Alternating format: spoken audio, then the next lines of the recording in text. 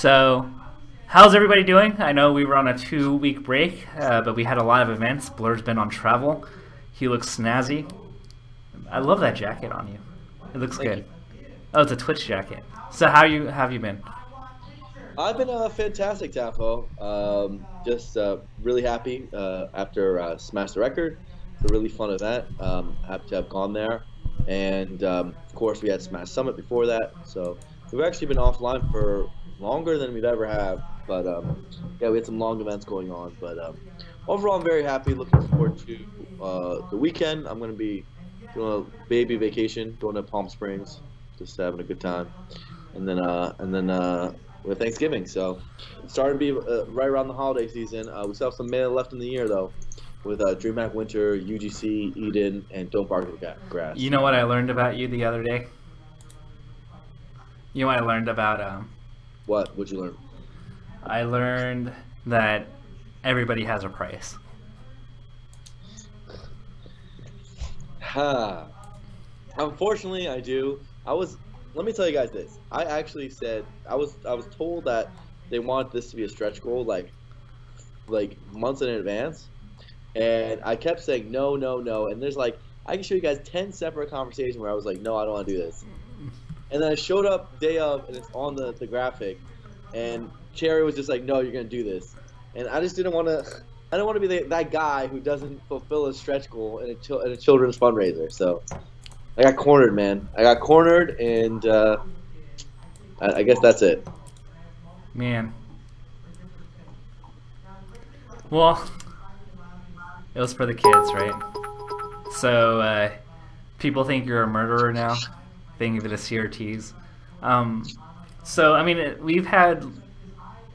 mean, depending on how long we go, we could have a lot to talk about, or we could have not so much to talk about. But, I mean, we can go back to Smash Summit if you want to go that way.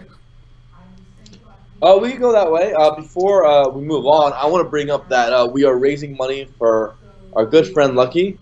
So please donate. I think does cheering also count? How are we doing this? I mean, I could. I mean, I did say PayPal. I did say the Twitch alerts link. Yeah, let's just use Twitch alerts. I just feel like the bits gets really confusing. Yeah, it does. I think it's just a really good drive. Joey really hurt himself real bad. If you guys know anything about medical bills in America, they're extraordinarily expensive. And if you've watched anything about Joey, you know that he has to take care of his mother, himself, and this is going to keep him out of the game for a while. So any little bit of support you can do means a lot. He is one of my favorite people in the community. Just a genuinely awesome guy. I think the least we can do is throw a little bit of support his way. Thankfully, he has Kathy. Very lucky to have her, his girlfriend, and she's taking care of him. But overall, this stuff happens, and unfortunately, in esports, we're not even close to the point where players have medical insurance or anything like that built into their job. Teams don't really give that away. The way most esports contracts work, actually all esports contracts work, are the players are contract. So with that context, if our community, if our economic system, as in our structure, which is our pro teams, won't help in these sort of scenarios, and frankly, the government will barely help with the few steps we've made towards nationalized healthcare, which may or may not be going away in the next couple of years. Then the best we can do is step up as a community to help our own, right? Because that's really the only way to fill that gap. It's not going to get solved any other way. Just to put in context, my ACL surgery, even though I was pretty well covered in insurance, I was on the UC insurance, which is pretty good from what I hear. Between that, the MRI, and physical therapy, I probably paid $2,500. Yeah. So do the math, and it's a lot of money that Joey's probably going to owe after everything's said and done. Yeah, that's actually a very low number. If you guys have had any major surgery, you know that if Tavo got lucky to get away with $2,500, that is quite good. Yeah, I was on the UC insurance, which is supposedly one of the best, and I still paid $2,500. it is not uncommon in America to get tens of thousands, if not, for more serious stuff, in the hundreds of thousand plus bills from hospitals. So um, it's really rough, and we've had a pretty bad year of injuries, unfortunately. There's also another SoCal player, Raffle, who is near and dear to my heart. He's one of my favorites who also got injured this year. And I think that as a community, we're not really a community if we don't help in these sort of scenarios. So that's the least we can do. If we're going to donate for, silly things like we do in compendiums all the time, the least we can do is donate when one of our own actually needs it. Yeah, it's insane. It's just kind of crazy that, I think we're like a large enough community that it's inevitable, unfortunately, that if you play the numbers that people are going to get injured, and we're not at the point where, like you said, that they're going to have a nice insurance that can cover most of them. So this goes to them. I will do $100 when we hit 900, so that we hit 1,000, and if we hit 1,500, then I'll put another 100. Oh, you're putting up 200? I'll put 200 depending on. All right, I'll put up 200 too. All right, cool. So it's sick. Makes sense. And I'll put up 201 just to be a bitch. Okay.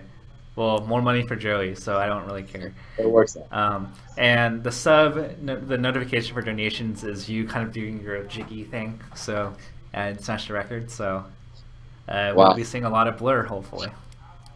Nice. And then, so what direction did you want to go? So we talked about Joey, which is the purpose of this really long stream. Yeah. So obviously we're going to donate for Joey, and then we had a few events happen in the last couple weeks. Like you said, we're going to talk about Smash Summit. Yeah, Smash Summit. So what was it?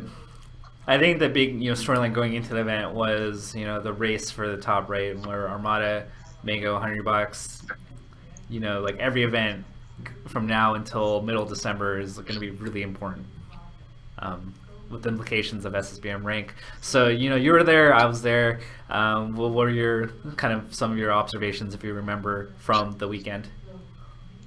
Well, it was an interesting weekend. I think the event was pretty successful. I liked some of the production upgrades. Like felt like there was more content pieces throughout than any event in the past. They had the BTS crew producing stuff. There's Last Stock Legends. There was the score. Just a bunch of stuff like the Survivor segments. All that stuff was really, really fun. When you were watching SFAT, like I just really enjoyed that half of it. I also love playing Mafia, as you guys all know. So that all that aspect, I really like the fun, casual aspect. And I'm looking forward to the next summit in that regard. As far as the competition goes, I think that both doubles and singles have their own hallmarks, basically things we took away from it. Notably, do you want to start with singles first, and then we'll move to doubles? Yeah, I think it was pretty interesting because you and I got to observe a lot of the gameplay, and especially on Media Day where they got to play a lot of Melee. We got to make a lot of observations, and I think even before the tournament started, we both concluded and agreed that Armada looked really strong. Yeah, it was interesting because basically I think I knew day one that Armada was winning that tournament. Both of us said it, right? Like we talked to each other. Dude, the eye test is seriously way more powerful than any prediction tool that we have, at least in Melee currently, right? Feels like past results, especially this year, haven't been the best indicator because people go through bouts of not practicing and practicing and not, players have been so inconsistent with their regimens, right? And it seems like the losing player is always the one that's working harder, Yeah. Like you look at Hungrybox after Evo, things like that. You're like, what happened? and I think he had a lot to do with it, and I think that's been a recurring case throughout the year. So sometimes I show up to events and I expect, let's say, a Hungrybox or a Mango or Music and whatever, who just won an event or whatever, to be sharp, and then I look at them and I'm like, what? This is not the same player I saw just last event, right? And so that's like been a frustrating trend in this whole year, and it was very clear from watching Armada that he was the best player in the room that weekend.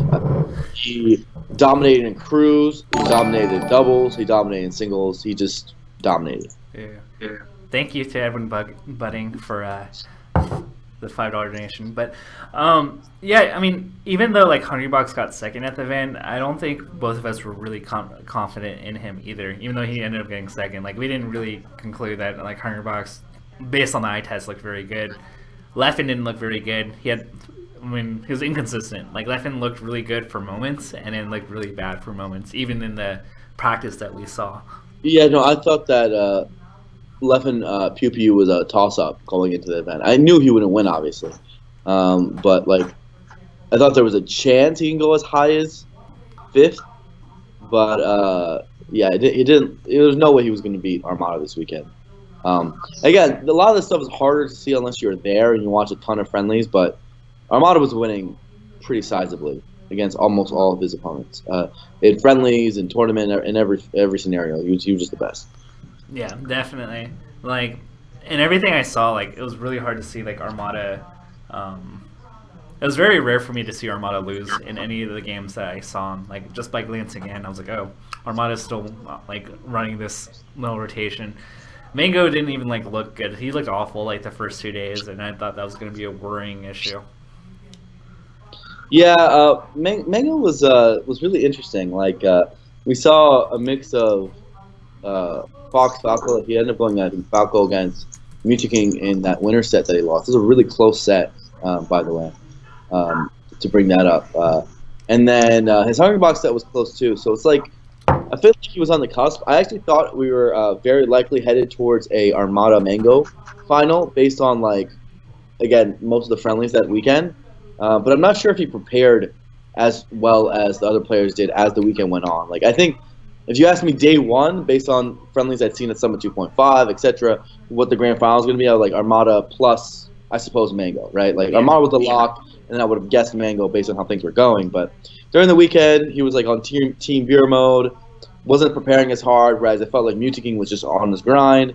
And Hungrybox less so, but still pretty much he was playing like the whole time, you know. So I'm not surprised it ended up the way it did, especially when like with close sets, those sort of edges matter, right? Like whether you were in shape during the weekend or not. Yeah, it just felt like he tried to wing it too much, Mango, and like I couldn't for the life of me get him in the right mood after losing to Mewtwo King. So I don't know. It'll be interesting. Yeah. I mean, then again, he's winged it and won before. It's just it's hard to do that consistently. It's hard to do that when your competition's getting better every time. Yeah, exactly. So other than that, I mean, can't really think of anything that really stood out. I mean, Duck was the first guy to make top 8 out of the buy-ins, or out of the people that got voted in. Duck's very good. Duck doing that well, beating Wes, and he beat SFAT as well. And then he took a game off Plup. He could win that too. Like overall, like he even got 3-0'd by Hungrybox. That was like the closest 3-0, man. Every game was last stock. I think Duck in general, like he doesn't just get destroyed by like anyone, and people don't bring that up enough, right? Like it feels like there are players who are ranked higher than him. Like let's say at West Balls, right?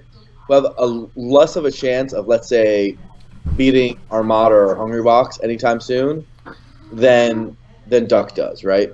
Because and I don't mean that. I mean Duck got 3-0 too, right? But you just look at the way it's happening, and you're like, man, this guy, if he just figures a few more things out, sharpens a few more things, he might be right there. I'm pretty high on Duck right now.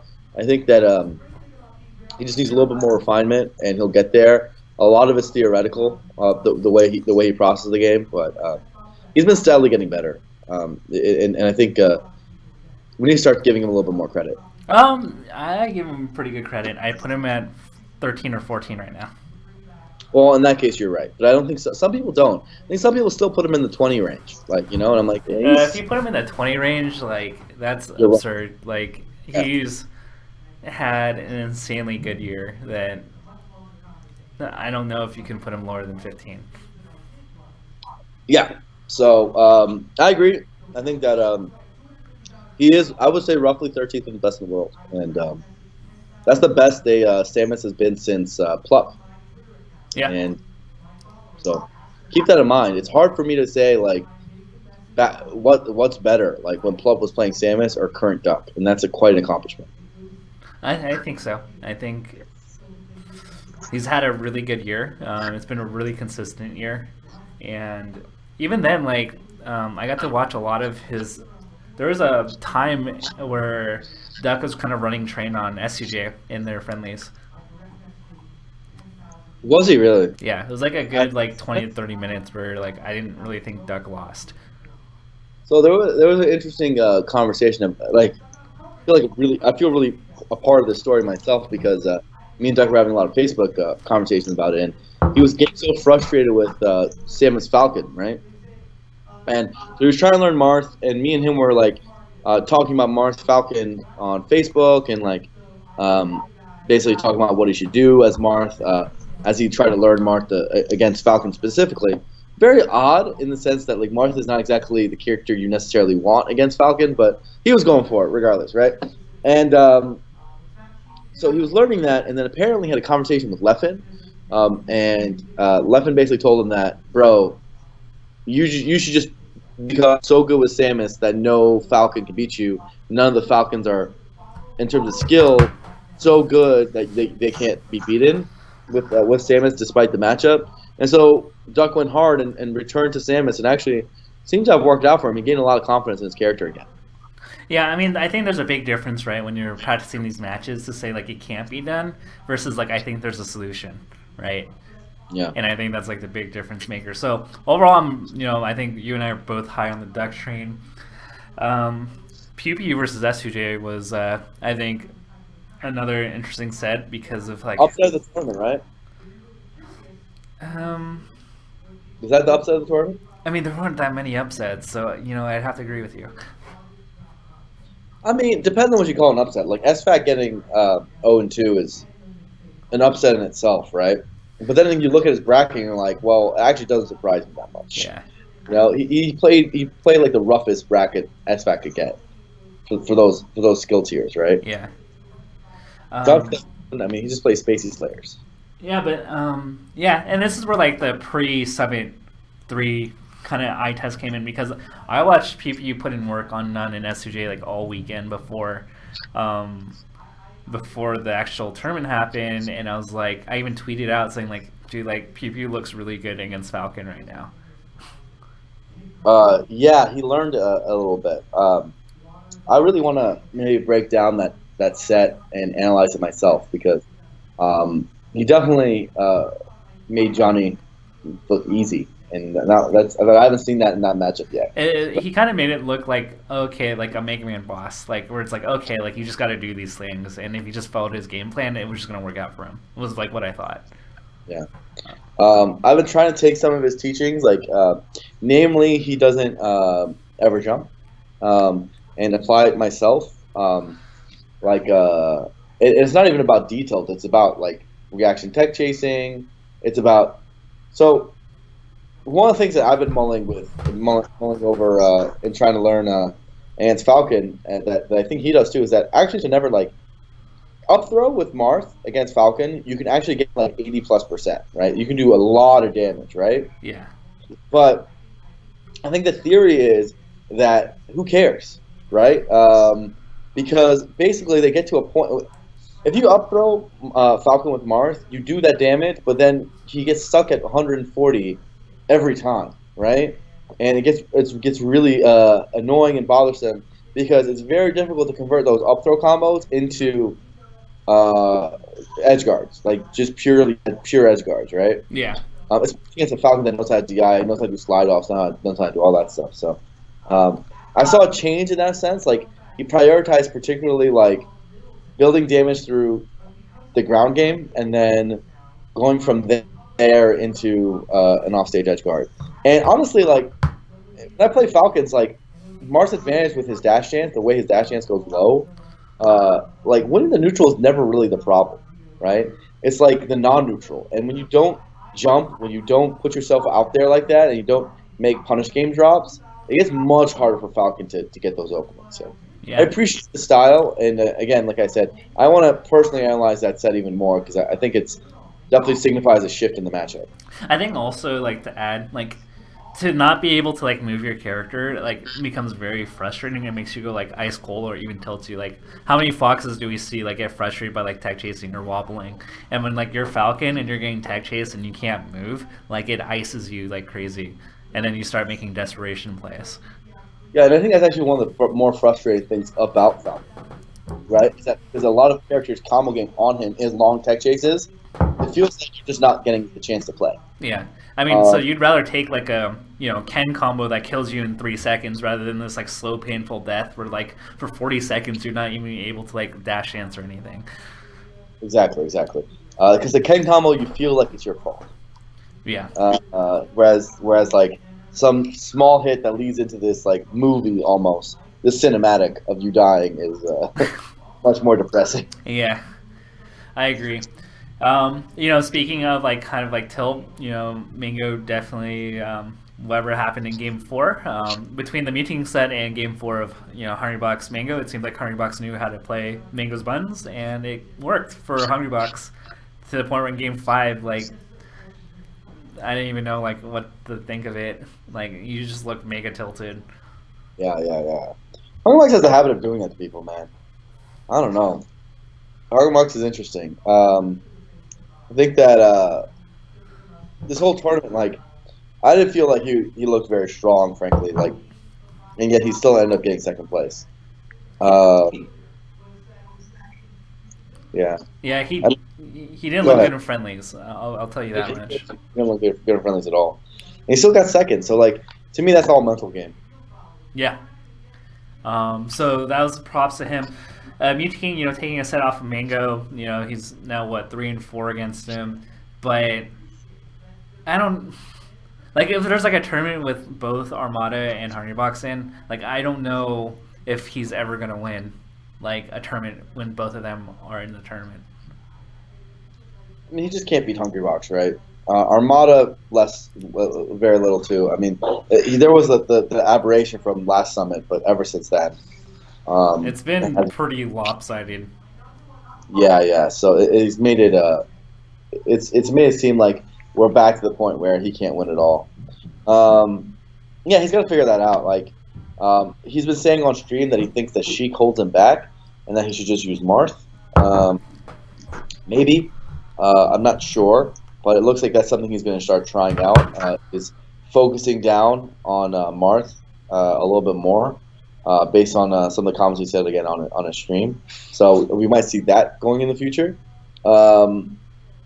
But yeah, it's hard to say. Like, it just feels like he doesn't have a grip on those two. Like, it's harder to be robotic against Puff and Peach. It just is, right? And I don't mean robotic as in robotic in the neutral game. I mean mostly like in the punish game, right? Yeah. There's just only so much you can do on the optimization side of that. So he doesn't just fall into wins like sometimes he does against Mango, right? And you kind of need that. I just think it's strange with. Oh, go ahead. And Music has some strong weaknesses in his neutral game, right? And some pretty damning weaknesses actually. So for a player like him, it does surprise me that floaters are the hardest. Like, floaters are almost always like the test of your neutral game, right? Like, they're a test of like how good you are getting hits. And guys like Hungrybox and Armada just outclass him pretty hard there. I just think it's interesting with Mango's or Mew King's experience in Brawl and Smash 4 that his neutral game. I would think that like playing those games for as long as he did, that his neutral game would develop a lot stronger. Yeah, yeah. I mean, sort of, but like, I mean, Smash 4, he's only so good. And then if you look at Brawl, for example, like look at the way he played neutral game, man. It's not. Come on, man. He jumped and pressed down air. Like he give people occasionally, and like it's not the same. But he right? played patiently, and like even against Ice Climbers, he knew exactly like what he needed to do to win and hold position. Like I just feel like it would carry over more into Melee. But it's not impatience why he's losing, for the most part, right? Like, do you feel like he's losing to Armada or Xbox because he's impatient? Like he just gambles in spots that I don't think he should be gambling in. Like he has Armada in the corner and he just like runs up and spams grab and it gets like spot dodge down smashed. I suppose you can say that's impatience, but I feel like that's just a misjudgment of risk reward. Because like I think he's not doing that because he's impatient. He's doing it because he's not evaluating the situation correctly. Yeah, but I feel like Brawl would have like taught him that. Maybe Brawl's very good at risk reward, but regardless of that, it's hard to say how much that influence carries over today. Either way, yeah, he's as far from beating Hungrybox as he's ever been, and probably same so for Armada. So it's tough to imagine him winning an event nowadays. Yeah, and like the only stage he's really winning, yeah, like people will say like it's 1-3 or 3-1 in Armada's favor, but like two of those matches tend to be FD. And I'm always of the analogy that like 3-1 still means that like if you're losing 1-3 in a best of 5, that still means you're grossly behind because you've likely won a very strong counter pick. Yeah. And so he's going to need a lot to learn. Leffen was very interesting. I thought the Leffen Mewtwo King set was very ugly. Extremely ugly. Man, like you guys got all the good sets on Sunday. Not gonna lie.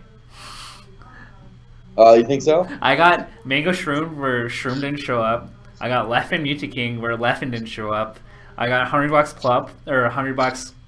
I got Plup Armada where Plup got 11 stocked, and I got Hungrybox Duck. That was my commentator block on Sunday. You want to talk about Plup Armada? No. What do you think about it? I mean, I can't read into it too much. I mean, Plup, was told that his wrist, he needs to take a break. So I don't think he was already like in it, totally in it. I think Mango mentioned the other day that to Plup prior to that set, it's like, oh, you can do it, Plup, and Plup said no. And so I think that's pretty damning. Do you think it's particularly? It's like he went to losers and he still played. It was the weirdest thing I've ever seen. Usually, when a player looks like they're just done, they're just. I mean, didn't he kind of look done against Mango? He still beat Duck. Yeah, but that's like Sheik Samus. Yeah, but I don't know. It's a matchup he doesn't really have to think that hard to win. I suppose. I don't know, man. It was really sad. I didn't know what to say, man. I don't know what to do in a set like that when literally you see one player just walk off the stage. It wasn't a very good tournament for the demigods of like West, Plup, SFAT. Like if you're a believer in those guys usurping the top 6 or top 5 if you subtract PP. The God plus the God Slayer, like this does not give you hope. Right? Oh, definitely does not. We got a $20 donation from Furled Fern Fron. Thank you very much. It was not a good tournament for them. I mean, yeah, sorry to interrupt, but like, I don't know what to think. I mean, some moments we think that they take like 3 steps forward, and then you look at a tournament like this, and you're like, is anybody ever going to beat Armada? Like, and I don't know. Yeah, I think we shouldn't overreact on this one, obviously, but it wasn't a good look, right? It was, and surprisingly, I in many ways I didn't feel like it's because, okay, great, these guys have gotten better, and all of a sudden the gods have gotten better in response, right? It just felt like they all flopped, right? I mean, I think you bring up an interesting point, because if you really look at Axe, West, and Shrimp, like where we kind of said they are like separating themselves from the pack, you look at the last 2 to 3 months, they've kind of taken a step back collectively. Like if you look at their results and don't put their name to it and compare them to like a person like Swedish Delight, Ice, Wizrobe or Duck, like the resumes look a lot similar. Like you can say that they look. I feel like in many ways we're giving those guys that ranking because of like past results, but like what many of them haven't really done anything for a while, right? And are getting quite far with their seeding, but like I think there's something to be said of when I see them matched up with let's say like when I see West matched up with Duck, I think Duck's winning. You know, when I see Shroom matched up with Ice, I think Ice is winning, right? Like Well, Shroom beat Ice last time, or like a year ago. I think it's close. a year ago, but like I think currently I would bet about my bottom dollar, or I would favor Ice, right? And if that's the I'm not writing that high on the Ice train. really okay, well that's you, but you get the point, right? Yeah, I think it's like close. If the tier below them, I can honestly look at it and be like, I don't know who's winning. You know, SFAT or the Moon or similar, or like I don't know who's winning, West Walls or PewPewU. And actually, I'd probably prefer PewPewU. You know, and how much better can they really be? Yeah. So I mean, I think the common top 10 candidates have definitely been very disappointing. I'll give you that much. Yeah. Like if you did a head-to-head comparison of West versus Swedish, like Swedish's resume, if you're to look at it for face value, Swedish is probably better. You look at PPU and like West, I think PPU has a case to say he might have a better resume than West if you look at the last like 6 months. It's very interesting. I think SSBM ranks gonna be really interesting. I think like when we sit down and look at all the results, we might like actually drop those guys farther than we think we will. You know. But maybe the early year will carry them. It's hard to say. One of the guys who did do well was Axe. Axe clean 3-0 on none. Beat Leffen. Very good set. The Leffen Axe set. Yeah. Fun to watch. Then 3-1 Shroom. And then didn't even go Pikachu against Hungrybox and got 3-0. But still good tournament, right? I don't know who has a better shot right now at. Oh my gosh. I don't know how long it's going to take for Axe to take another set off of Hungrybox. What character do you think should go? I honestly don't know, man. I just don't think he has the right playstyle to engage Hungrybox with any character. So, like, basically, my problem is I think that it's so little of it is character dependent on Axe's side. Even though he's tried new characters and stuff, it's strictly a playstyle thing. Like, he's just not good at playing that game at all. And I don't actually think Pikachu's the problem in that sense. So, if you told me what characters Axe has the best chance of winning with, the answer is still Pikachu. Because his Pikachu's just so much better than his other characters, and there really is a gap. Like, I know Axe's secondaries are good, but Axe's Pikachu is like significantly better than his secondaries, right? What do you think? What do you think about his Ice Climbers? His Ice Climbers are one of his better characters. You know, I'm just gonna say it. I think his Ice Climber might be better than his Falco. Like, I think his Falco nowadays, in today's meta, is a lot worse than it was 2 years ago when we were like really wowed by it. You know, Yeah. like people can play at that speed now, right? So you're talking relatively speaking, just to make it clear. Relatively speaking, correct. Obviously, his Falco is probably just as good as it was back then.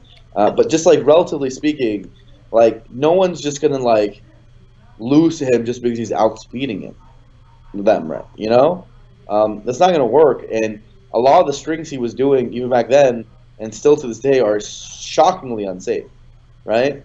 And so his Ice Climber is more safe in that sense. Well, at least like he gets rewarded if he wins the neutral, right?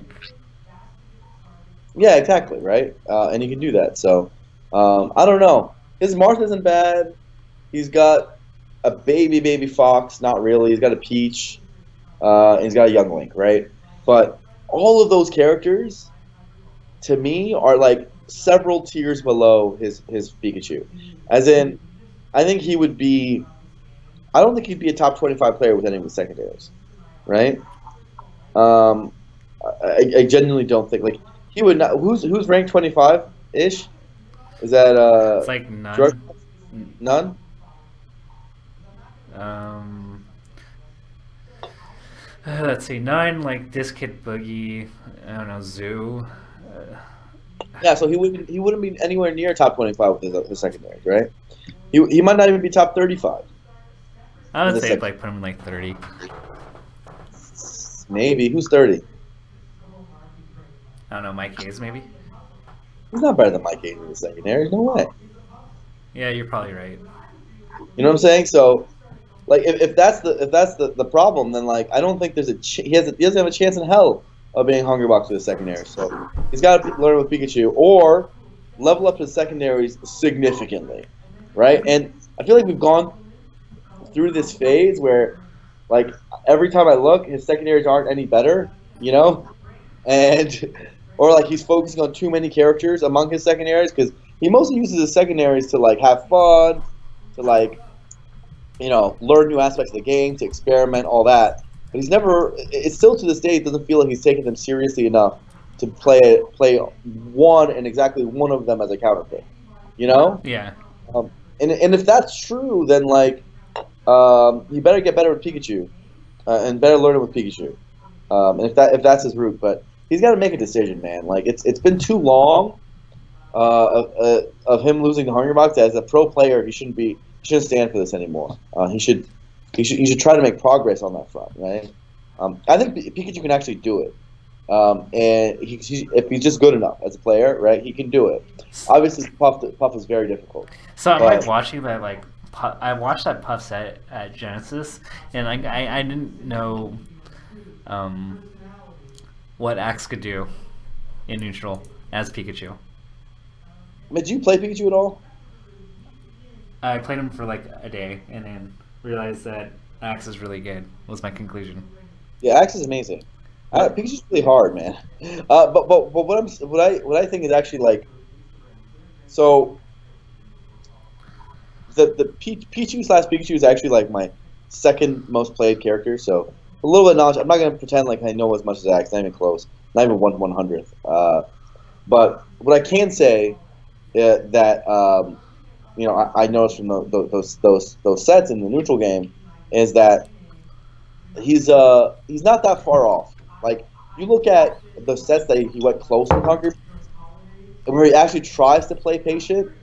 Look, they're like one stock matches, right? Like he's not that far. It's kind of like with Duck Hungry Box, where like we forget that the differential is not that much. It's just he's been losing to a better player, But right? like on the flip side, like how much do you think honestly Hungry Bucks has thought about the Pikachu matchup? Probably, it's sad to say, but maybe as much as Axis thought about the Jigglypuff matchup. I mean, so I feel like if Hungry Bucks like improves, or if what's his face improves, then like Hungry Bucks and it becomes an issue, then Hungry Bucks is just gonna study it. Maybe, but hey, get that set first and then move on. That's why would he be worried about that at the moment when he can't even get to the point of threatening? You know, Yeah, I mean, makes sense. It's a struggle, man. I would definitely. I mean, I definitely do not like playing Pikachu against Jigglypuff or Peach. It just both matchups are very miserable. uh, I think Peach is really bad for Pika. I think Puff is not as bad.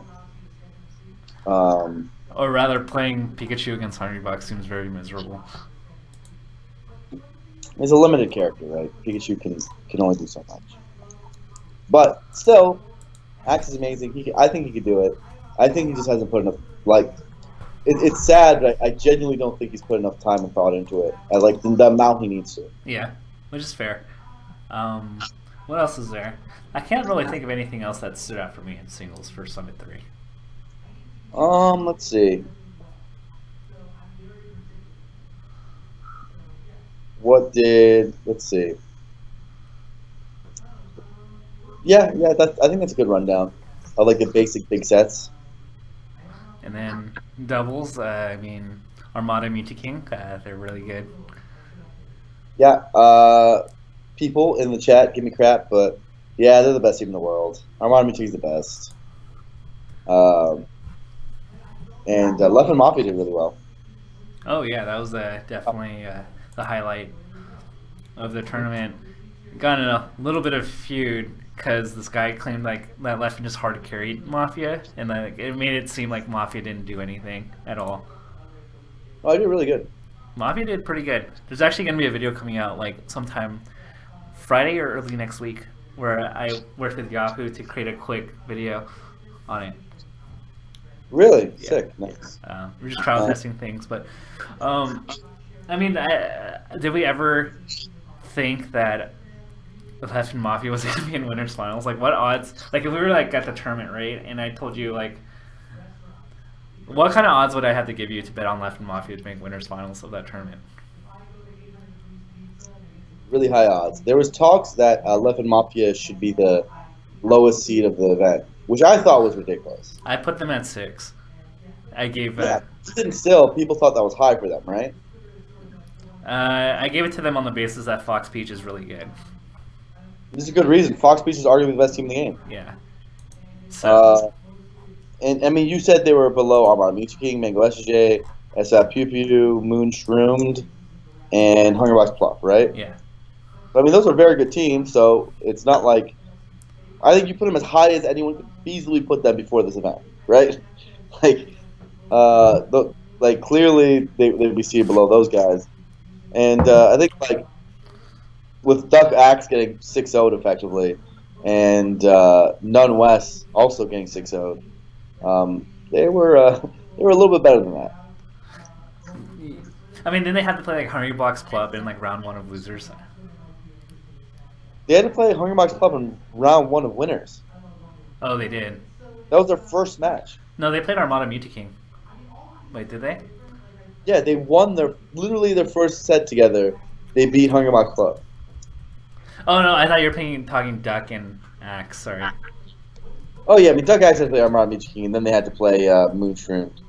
Oh, okay, that's how it went. There's no shame in that 6-0.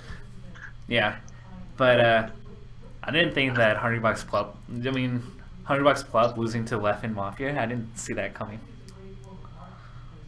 I mean, of course not. And then they beat PewFat. What odds would you have to give me for that? Well, I mean, depends. After just witnessing them beat Hungrybox Club, I think the odds change. But I mean, but I think we all like thought like, well, Plup was playing Fox and like he got foxed, and he's learning what it's like to play Fox, or the downside of playing. After the tone in the room, after Hungrybox Plup lost was Plup went Fox, right? Yeah. And he got down smashed. That was kind of the tone, right? So no one gave them a chance even after that win against SFAT PewPewU. And then when they won that, everyone was just like, "What's going on?" It was nuts. Like, and like I think you commentated Game 5, right, of that set, where it seemed like Leffen and Mafia were like taking the lead, and PewFat would bring it back, and it just seemed like Leffen and Mafia could not pull away because every time they made a play, PewFat made a play, and then we saw that huge combo from Leffen and Mafia that just kind of sealed it, like out of control. Yeah, absolutely insane. That was one of the most shocking team results we've had all year ever-ish, you know? Going as far as they did. Really, I think, just like boosted both of their individual resumes and rankings in teams, right? Like, I mean, Mafia's going to get hit up by some pretty good players to start teaming with him now, I think. I mean, I teamed with them, and like I had no complaints. We did pretty well. Like, I mean, I think he's a pretty good teams player. Yeah, but I'm saying, like, I wouldn't be surprised if some top 20 players start knocking down his door, right? Knocking on his door to start teaming with him. I mean, they're like going to be knocking over him I mean, there are some people that their stocks just somewhat plummeted in doubles, right? That event. Yeah. I think it's clear that I don't know. Who are you referring to in particular? Thank you to BB Stats for the $20 donation. I mean, I'd feel more comfortable. Although Wes is probably a much stronger player, like I'd rather team with Mafia. Interesting. I mean, let's not forget that West and Plup got fourth at the event right before this. I mean, they did, but like you never know what you're getting with Wes. That's the problem, right? West in doubles is as inconsistent as West in singles, if not more, actually. And so that could be really tough to team with. Like with Mafia, at least I know what I'm getting. Unfortunately, none is like particularly bad in doubles. So I don't know how much I'm going to put that on West, right? Like, none is a clearly a top 30-ish player, but in doubles, is he top 50? Wes, none. None. I mean, by virtue of his strong singles skill, like I don't know if he goes out of the top 40. Like I wouldn't be able to make a list of 40 players. Is that Star Wars? I guess so. It's like an end of a social media presentation that they're running here. That's way too funny. I mean, I think West, like on a good day, is like could be as high as like top 6 in like doubles with like what I've seen from him. But like there are days where I'm just like, oh my gosh, this looks so bad. Yeah. So West, but I mean, West at least has. He has a resume. No Deal says WTF West is not inconsistent. He's consistent as AF. No, he's being sarcastic. He's being sarcastic. I can't tell with No Deal sometimes. Man. It's no DI. He has no, yeah.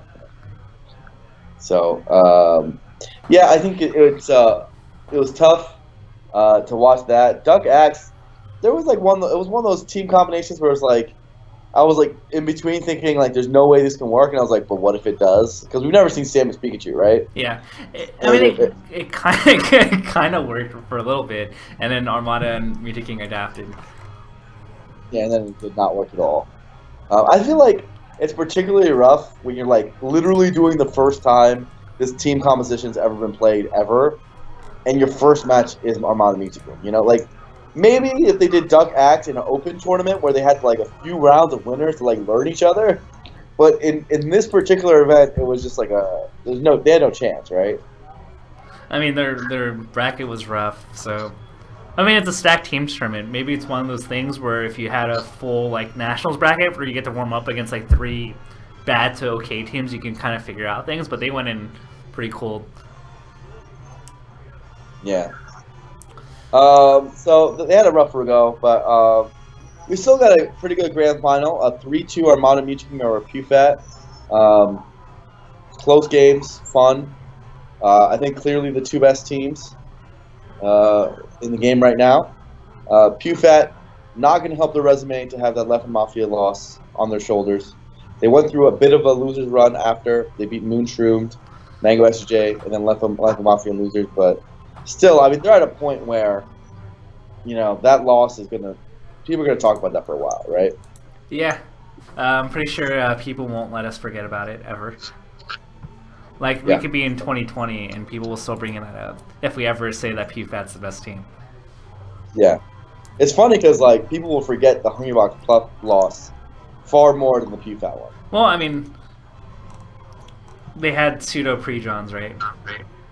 Did they? Plup won Fox, and so there's always the excuse on the back of your mind, like, well, if Plup went Sheik or Samus, they would have won. Yeah, I don't know if Hungrybox Plup's gonna happen again. I'm just gonna be honest. I guess like a combo. Oh yeah, Plup hates teaming with Puff. So like, I don't know how it's gonna go. I feel like next year's team composition is gonna be interesting. I think Armada's gonna go back to Android. Mewtwo's probably going to go back to Hungrybox. SFAT PPU are going to become the thing. Leffen Ice, I'm assuming? Yeah, Leffen Ice. I don't know where Shroom goes. It's going to probably stay as Mango SJ, especially now with Lucky out of commission for a while. Rift. I don't know where Shroom goes. I'm assuming Moon is sticking with DJ. And I don't know where West goes. Or where Plup goes. So there's a few like missing parts where Axe goes, right? Like that's another question. I think people forget how good Axe is at teams, by the way. Where's Swedish Delight go? Swedish will most likely team with like a Slox or like a New England tri-state homie. Yeah, maybe. I don't know. Like, hard to say, right? Like, how it all ends up shaking out, right? Like, I think we know a few of the core set, and then we have a bunch of free agents who just really to figure what they're doing out, right? And just like pick a guy to go forward with. Yeah, I'm. It'll be definitely very interesting. I I mean that's the nature of teams, right? We don't really see. I mean, outside of PewFad and like Armada Mewtwo King, can we really say that there's been too many other teams that have been really consistent in 2016? Oh, whatever Mango enters teams is with Johnny. But like overall, it's been Um, like hit or miss in terms of teams consistency. Moon DJ are always together. But yeah, overall, not super And consistent. Plop and I X see. should just be permanent teammates. Who? Plop and X. I think that's the combo. You know what? The one I like. I like Axe or Pluck with MacD. I like both of their styles with MacD. But Plop and X won stack tournaments. Wait, what? Um, I'm trying to remember. Didn't they win like a European tournament over like really good teams? They won Eclipse. They won Eclipse teams? Yeah, I'm missing that. I'm forgetting about Eclipse this. won. That had Leffen Ice and Oh, Armada. Eclipse won. Yeah. That was Leffen over Leffen Ice and Armada Android. Holy crap! Why aren't they teaming with each other still? I don't know, man. Yeah, They have done it since. they did it one other time, I believe, at CEO, where they got second. I think they lost like Hungrybox Mewtwo King or something. Team, aka players that knew how to play against their characters. But still, like, I don't know. Plup Axe should be a thing. But everything you just said is telling me Plup Axe should be absolutely should be a thing. Yeah, Plub X beat PewFat that tournament. Oh yeah, I remember that. Okay, this is all coming back to me now. Sorry, I'm a little slow on the uptick right now, but yeah, no, I remember everything you just said now. Yeah, it should just be a thing. They should be a team. Plus, they're like both like kind of teamless right now. Yeah, unless like Axe is okay with teaming with like random Arizona homie. So if Plup Axe becomes a thing, then what happens with Wes? I like Moonballs. Yeah, I think I mean, they've only done it once, but I would like to see that again. Kind of like it, man. Spaceballs. I love Spaceballs. So, that was actually not a pun. Damn it, I didn't mean that. But yeah, I don't know. I think that'd be good. Any other thoughts about teams that? No, not really. I mean, I think we can kind of move on. Let's see. Smash the Record, what were your thoughts? I wasn't there, and unfortunately I was pretty busy most of the weekend, so I only tuned in for like spots here and there. I thought it was very difficult to get to reach the number from last year to smash the record again, but thankfully we did. Did you get my message? Did you eventually get to my message like I miss you? Did you say that? Yeah, I paid $20 to give you that message. Thank you, Capo, but I don't think I got there. One thing we have to definitely refine is a minimum donation amount for what we read on stream. We were reading $1 donations, man. And I think, like, looking back at it, I have no idea why we read literally every donation. You know, like, we read everything. And we didn't even have commentary. We just had donation reading. Yeah, it got kind of ridiculous when everybody was asking, like... tag rating? Yeah. That kind of tag rating ended up raising a lot of money. So it was good in one way. But bad. You guys were so backlogged. Yeah, we had like so many donations. They were all $1 ones. So I think lesson learned, right? We learned a little bit from that. But overall, it was fun. I actually really liked having the stages. I thought that like having one event or two events a year, where like we could just have fun. There's no negative stigma to losing. Let me just say this. I know people make fun of Hugo, but everyone gives him crap for losing to Ness at a fun charity event that like is really not, and we're just playing on wacky stages. He needs to like understand like melee, you know, like chill out, right? It's like that's not the type of event where you take results at all. It does not go into any MIOM or SSBM rank anything ever. Yeah, it's gonna be how silly people like take it seriously. Like I'm like, come on, like People are very drunk also. Like just like think about it for a minute. Like I feel like I shouldn't have to say that because like obviously we all like to make fun and just I think it's a lot of it's obviously a jest, but like I saw people actually taking it seriously. Like that's a thing that happened. Like, dude, are you serious? You know? And so I guess I have to say that, but overall, like I liked having the weird stages just because, and you know what I liked even more? I liked people especially tryharding on those stages because I found it more entertaining to watch people like basically. I like both modes. I like the people who were just trying to do cool stuff and cool combos. Like that was fun too. But I also like the people tryharding because it was kind of cool to see if like ice climbers, for example, can win on Termina Bay or Brinstar against Fox, right? Like I didn't like that was a cool thing we haven't seen in so long. We haven't seen people try to like win like that or like win on Mute City or like a lot of the creativity from these players was like exposed, and I thought that was really fun to watch, right? So I don't know, man. Um, there's a little bit of both. I actually like the gameplay a lot in that sense. There were some cool combos, like I think there was like even a spike in Termina Bay's water. Like that's so hard. I mean, it's kind of funny. It was like what Hugo eventually put out a tweet that he was never going to enter charity events ever again. Yeah, that's a very dumb statement. Did he say that? Something along those lines on Twitter. Uh, I hope he didn't say that because that's actually just dumb. Like, don't punish the kids just because of like stupid Reddit reactions. Like, dude, come on. You know, like, what did the kids do to deserve that? Yeah. But then you also have to realize why Hugo deserved to do that too. To get that too. It's kind of sucks. Yeah, but like, still, there's a difference, right? Yeah. And for once, I didn't partake in any of this. I have more pity in the kid in hospitals than Hugo's feelings. That's all I'm saying. You know. For once, I did not partake in this. Let the record be known. Partake in what? Hugo ribbing. I mean, it's still like, I don't know. Yeah, he says real talk though. I just looked at his Twitter.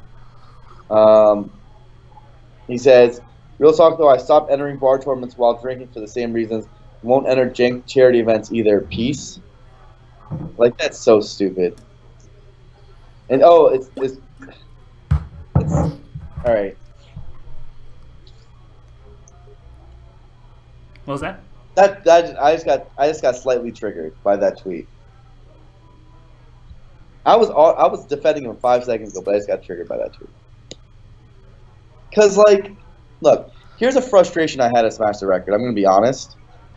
Is you guys might have noticed, and people mentioned this in the chat. Like, there was a thing like that like a comment on Reddit that I read that said like, you know, I really enjoy the top player segments more than I like it, you know, like this random commentator jank or whatever. And you might have noticed that like almost all of the content from Smash the Record was built around like the same few people, like me, D1, Gimmer, like I even played a baddies match, right? I broke a TV. We had Gimmer in the Saitama costume. We had like almost everything was centered around the same freaking people, and those were the people that Cherry actually believed would step up and help him like raise money for children, right? I'll be honest, like seeing some of the players like basically not show up to the venue not do their part, and not promote or support.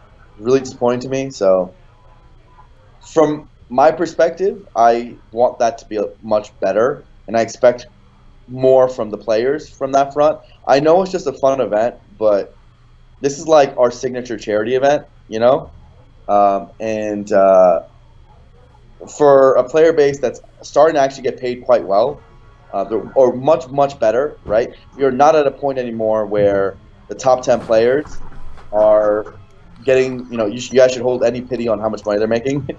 not at all. I expect them to do their part because one of the things that currently disgusts me about esports is that we have a lot of people who are extremely influential, right, to a young demographic, and especially to young wealthy people, and many of them aren't using their influence for good, right, or to make a difference.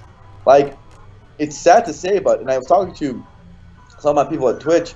I was talking to the Counter-Strike guys, for example. I was like, "Do you guys even have a charity event, like, period?" And he was like, "No, Counter-Strike, we just don't do charity events." Right? And I'm like, "You guys have these $1 million prize pools, multi-million-dollar prize pools. You're telling me these guys with like millions of fans can't raise money for charity, right?" Like, these super influential people could raise extreme amounts of money for charity, right? Like, they could probably raise hundreds of thousands of dollars, much more than we can at the Smash community, right? Because CS:GO is more popular. Similarly, you can say the same for Dota. You can say the same thing with League, right? Like, why don't they give back more?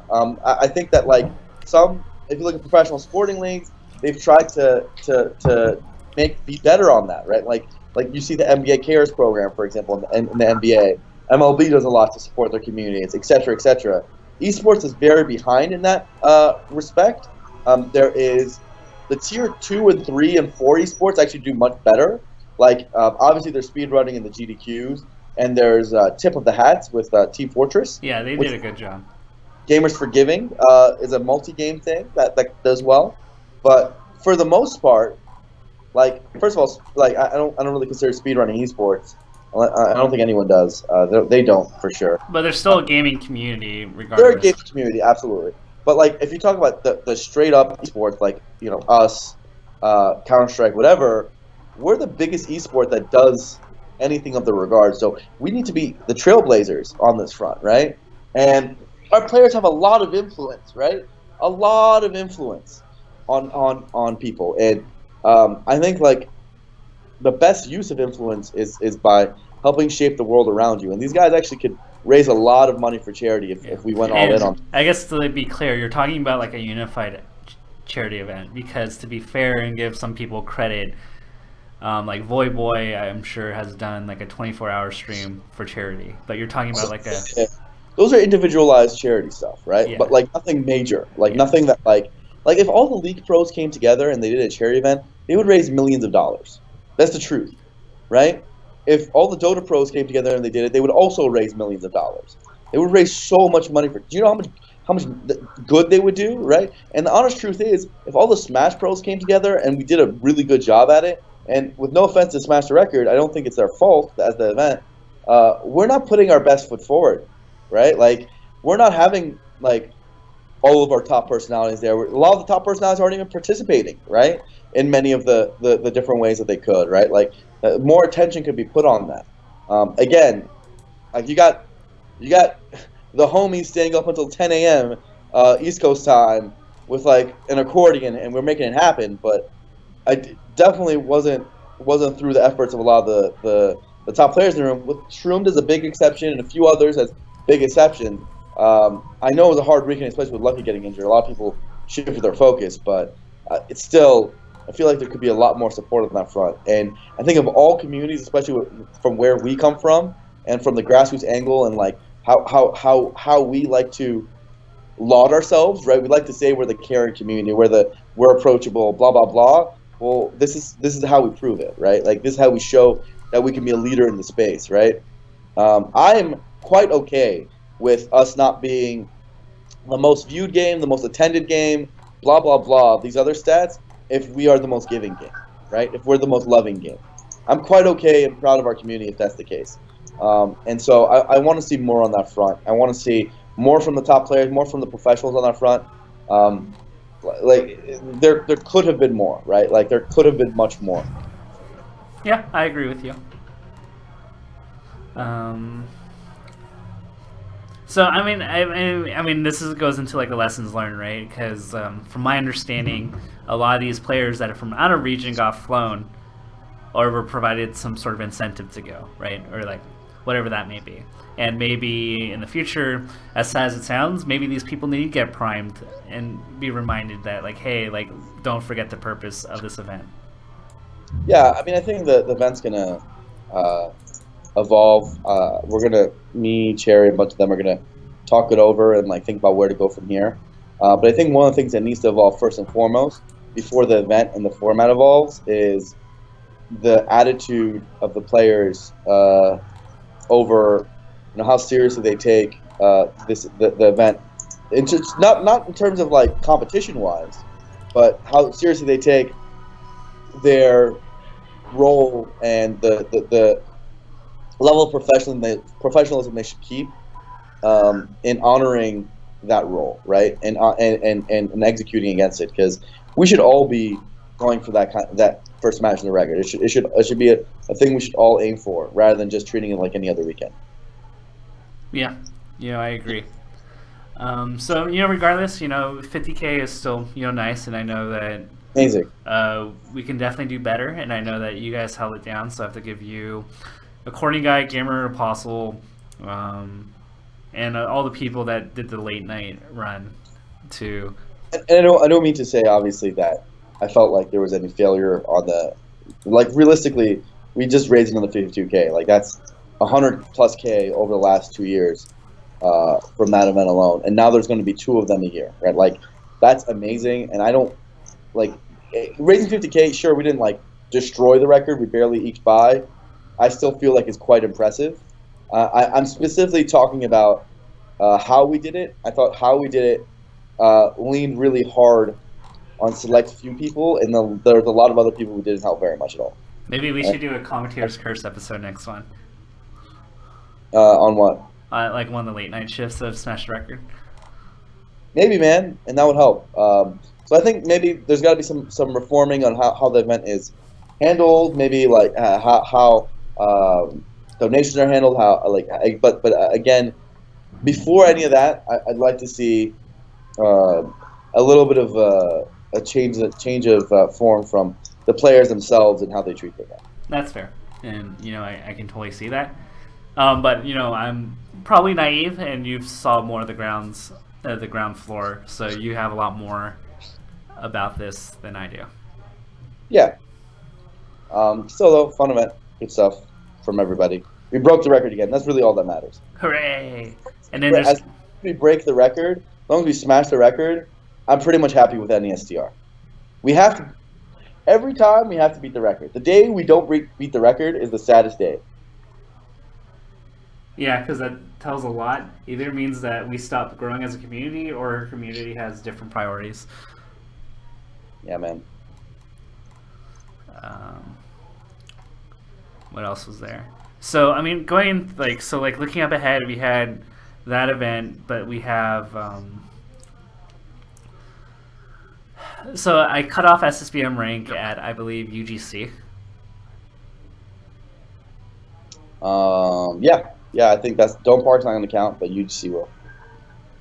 So it's going to be interesting. I mean, I think Armada kind of takes a minor nudge as a front runner for this year, but Twink Cup and Summit. Yeah.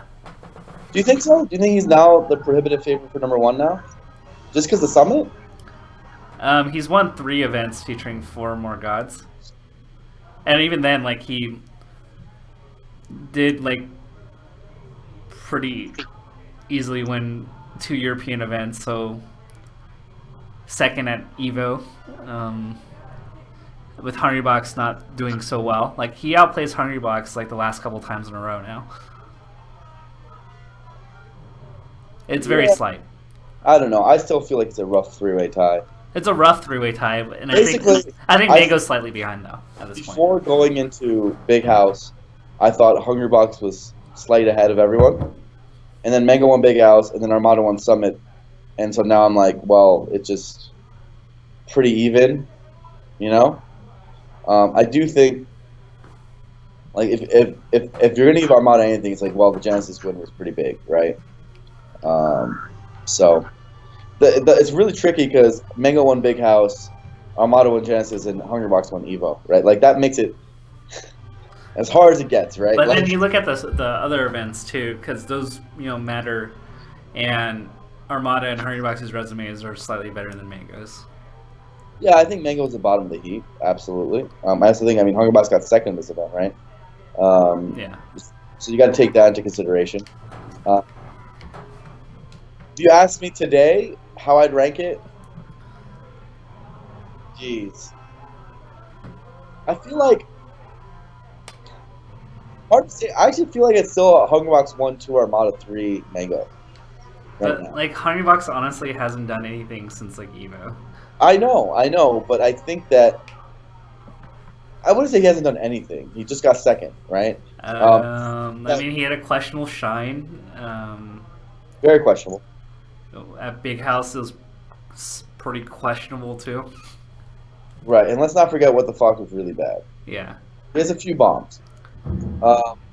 But what I will say is that he had the most dominant period of anyone. Right? When you exclude Genesis, that first half of the year is his. And that's better than anything I can say for the other players, right? But it was like it wasn't significant. His first half wasn't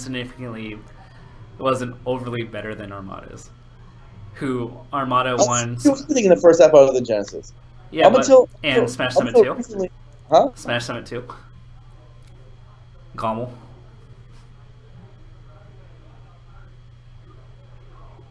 Wait, Gommel? Armada bombed at Gommel. I mean, but you're saying Hungrybox won everything, but like Hungrybox didn't. No, I'm not saying that. I'm saying that Armada's year up until literally a few weeks ago, I didn't find that impressive.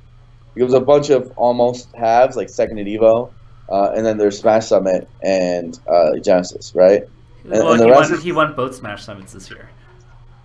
Yeah, I mean that's good. Don't get me wrong. Both Smash Summits and Genesis, right? Like that's what Armada's got going for him. And I think that's pretty big. Yeah, it is pretty big. Is that enough for first? I don't know. I honestly, it's weird to say, but like they're so close right now that it feels like whoever wins DreamHack and UGC just get it, right?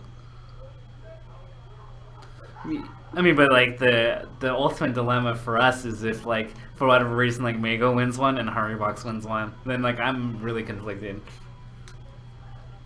If Mango wins one and Hungrybox wins one, yeah, then it goes to Hungrybox. I feel. I'd have to really think about it because if like Hungrybox gets ninth at the other one and first at the other, then does he still get it? So let's look at Hungrybox's wins. He won 5 Gods. He won CEO. He won Evo. Is CEO that impressive though? He won Pound. He won Mango won DreamHack Austin over him during that period, right? Yeah. What else did Hungrybox win? But a lot of those events featured mostly just Mango or Mewtwo. They're still impressive. They're impressive, but then why are we dismissing Armada's wins in Europe, where he plays like Leffen? I'm not. No, actually, I am more so because I feel like Leffen, for pretty much all but one event this year, hasn't been that level, right? But like CEO doesn't seem very impressive to me either. Then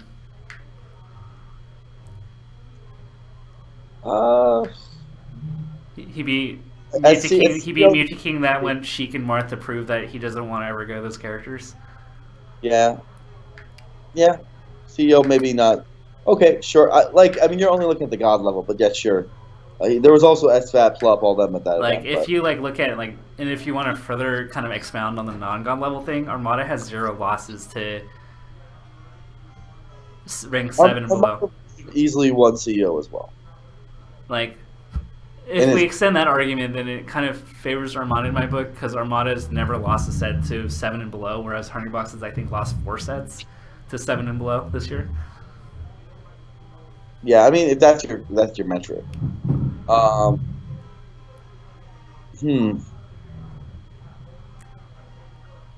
And then Shine He won was a pretty bad. Remember EGLX? He did. That's a good win. Mango and Mewtwo were there. He has second in Smash Summit 2. He won PAX. Remember PAX? Yeah. I don't know, man. That's too many events. But like at every event that like Armada didn't really win, like Armada was second. Like at the like really large events. Pretty much, except for Gommel. Except for Gommel. But like Gommel, and he forfeited out of EGLX, right? So like even like at Big House, for example, we can say that Armada and Hungrybox didn't win, but like Armada outplays it. Armada literally first or second at everything but Gommel, and I think he didn't. What did he get at Five Gods? He got third, I think. Third? He lost to Mango. He's first or second in literally everything else. But he just also didn't go to as much. You know? Armada was pretty inactive this year. I mean, there's also like Canada Cup too. So like, let's look at Armada's first half of the year. He won Genesis, and then he didn't do anything until Summit, and then he didn't do anything until... I mean, there's Beast. Then Summit again, right? Like, he literally... there was... Between Smash Summit 2 and Smash Summit 3, he didn't win a major event. I mean, how much do we value like an event like Beast, Syndicate, and Eclipse? Only so much, but I'm saying one with more than a god in it, right? None of those had gods in them. Leffen? Leffen, but Leffen this year was so shaky. Does that count? I mean, can we say that about Mewtwo King too? Maybe. Like, let's say of events with Armada, Mango, or Hbox. Like Armada literally between Smash Summit 2 and Smash Summit 3, and Canada Cup, didn't win anything. Yeah, but then like all the time. How does someone get ranked first on the ranking with like, what was that, like 6+ months? Didn't win anything? But at the same time, like Hungrybox is dangerously heading towards that territory too. Yeah, Hungrybox's last 6 months have also been that bad.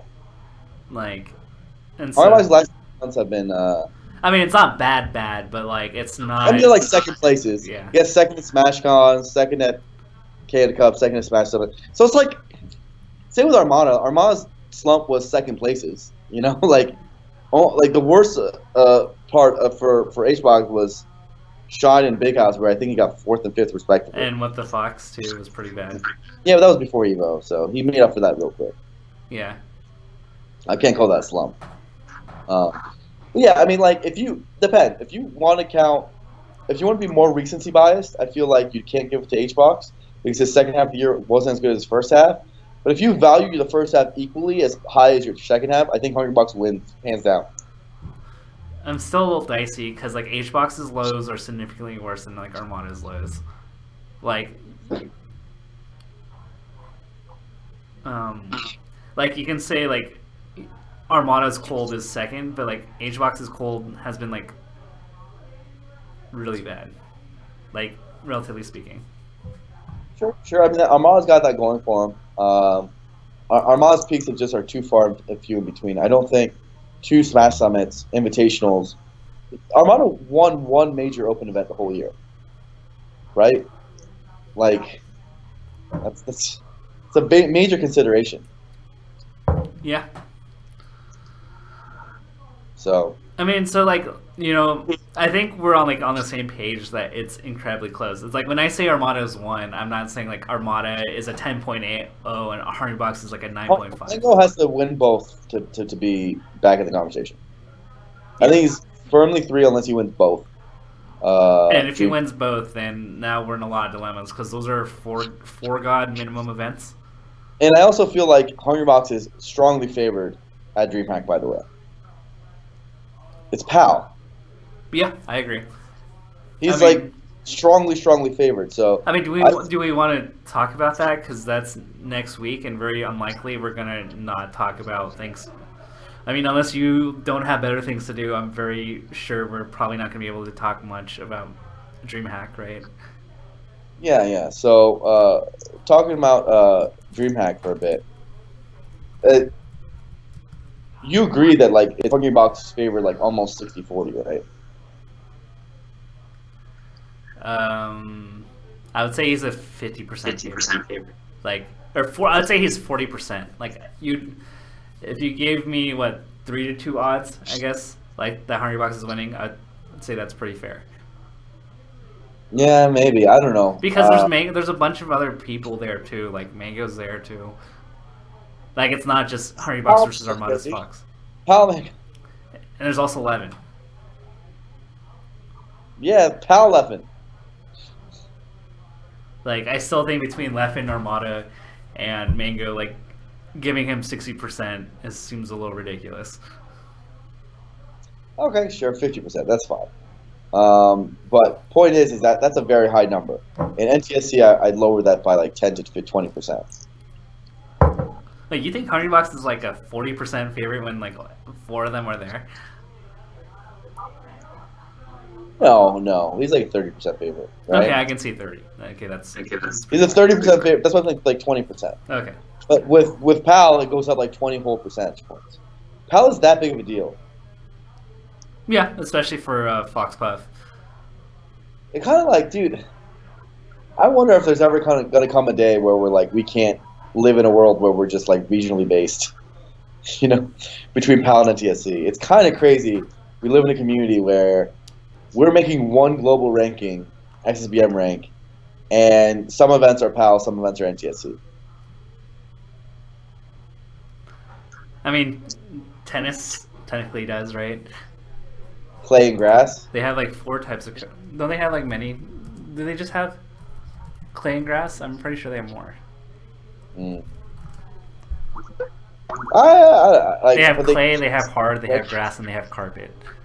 Oh, they have carpet? What the hell? I'm not sure if it's used for the big tennis events. Yeah. Well, I mean, do they have one ranking despite all those? Wow, that's crazy. So that's crazy. It's pretty nuts. They just didn't settle on one format? That's crazy. Yeah. I think the interesting... I mean, the only thing that I could really see that's like hyper condemning for Armada, like, and it's not super strong of an argument either, is that Armada is like, what, like 3-7 against Mango this year? I mean, that's like the only other argument I can really see. That's a pretty bad one. So the head-to-heads, they favor... It's a rock, paper, scissors drama. Yeah, it's Hbox beats Mango, Mango beats Armada, and but Armada. Even then, like, Hbox Mango is like 10-8. Yeah. It's an advantage, but it's... I mean, Armada is 7-4 against Hungrybox, and Mango's 7-3 against Armada. 7-4 is not that bad either. 7-4 is actually... It's kind of like... What's the ratio on 7-4 is like a 60-something% ratio. That's not that bad. 64% almost. Yeah, it is 64%. Exactly. 64.64 repeated. Yeah. It's a 2-1 almost. Yeah. 2-1 ish. So I mean that's bad obviously. It's tough because we're not gonna have a conclusive best in the world. We aren't. For the first year in Melee's history? People still contest 2014 and say like Armada could have potentially gotten it, but like it's really hard. I mean, that was the case where like Armada I think had the head-to-head on Mango, but Mango won Big House, Evo, and MLG. Yeah, I think 2014 you got to give it to Mango. Yeah, you win the 3 large. I would say what year do you think is the most contested year? Edwin Bunning says 2010. That was the Scorpion Master. HBox wins Apex 2010, and Armada's trying to like get really good. It's got to be Hbox that year, right? Not Hbox, excuse me. That was I the don't year know. Armada got like second and everything, but like couldn't Uh, win. It's won Apex, but Armada got second in everything. And, yeah, that's tough. Yeah, so I don't know. 2017 is going to be an interesting look, and I think this is where 7 through 15 is going to finally shuffle for once. Think so? 7 through 15. I mean, how secure are how secure are Wes, Axe, Shrooms spots at like 7 through But I 10 mean, ish? those spots have never felt secure. They felt Like secure like a year ago. in the God era. In the God era, they never felt secure. I think in 2014 they had a pretty good running where like all three of them, like Wes, or last year even when Wes had his Sandstorm run, like from like MLG to first half of 2015, we thought Axe was doing really well. We thought Wes was doing really well. Shroom was always top 8ing. It got more consistent. I feel like we've had periods where the people after the gods have been more established. Like there was that time where Hacks and Axe were just like way above everyone else. Like they were the demigods, Hacks and Axe. Yeah, Or when Wobbles was in that mix, etc. They were he was clearly like a step above. I think we're in that period where most people consider Plup and SFAT um, considerably better than the rest, right? yeah. Um, but I don't know if they're even safe. I mean, SFAT's not. I mean, he lost. I mean, he didn't do very well to the standards we put him at Blood for Blood and Smash Summit 2, or Smash Summit 3. So it kind of brings some questions again. Yeah. I mean, but like the thing that differentiates them is that they seem to do a lot better against the Big Six than the other players. Yeah. So Um, so I mean, DreamHack Winter. I mean, I agree with you. I think safe money is that Hungrybox is probably the favorite. yeah. Um, So that my estimate is also not just that. I think Hungrybox again, like I said, I think Hungrybox has the slight probably 1% edge on Armada. For if SSBM Ring had to come out tomorrow, I'd put Hungrybox as my number one. 1%, not by much, right? okay. But I think with the fact that DreamHack Winter is coming up, and I already have that written off as a Hungrybox win in my head. I might be wrong, but in my head, he's gonna win that event. Um, and then you have UGC coming out, which I guess is a toss up. Um, in my head, I feel like he's the favorite to finish number one. I think what was it?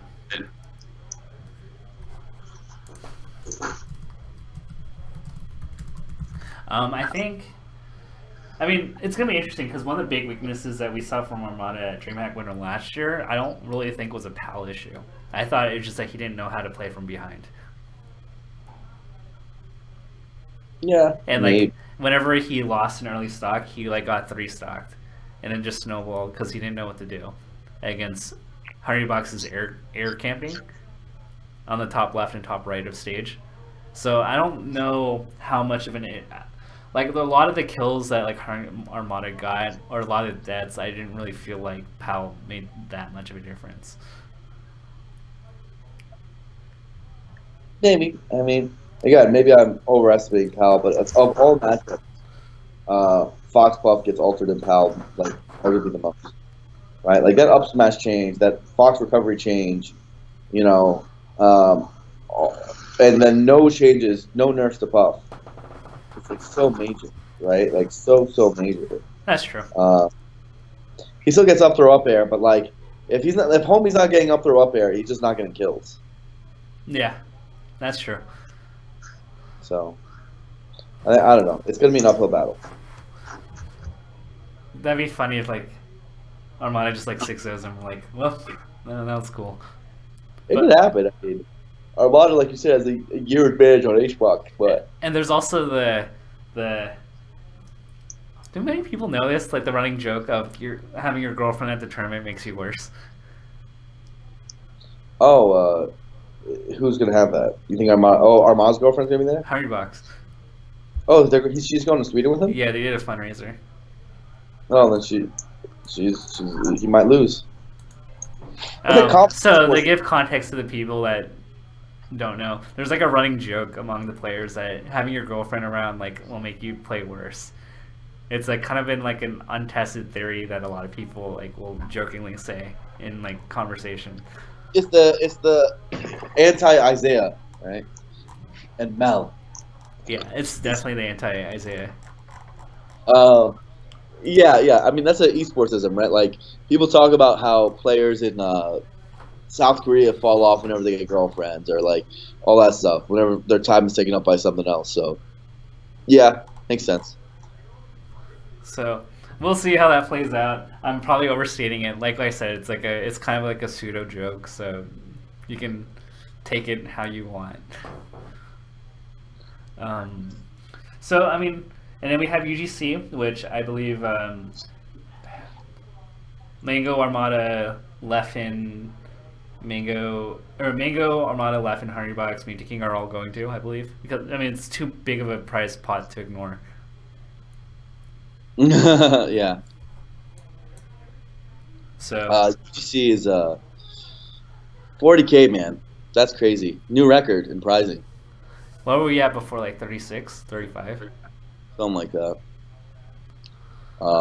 Like I said, prizing and player payouts and player contracts have gotten so much better than last year. Like, it's been one of the biggest improvements in the whole year.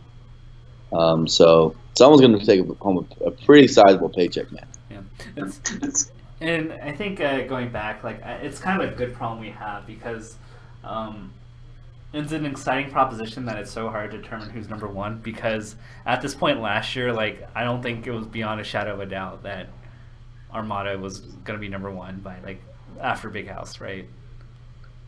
Like there's literally nothing Armada could do to lose number one at that point. Oh yeah. Last year was so dominant. Like he was just so good that like without a question that like he was gonna get number one. Okay, people are bringing up that it's 20K melee, 20K smash 4, so it's not the biggest problem. That's still pretty decent.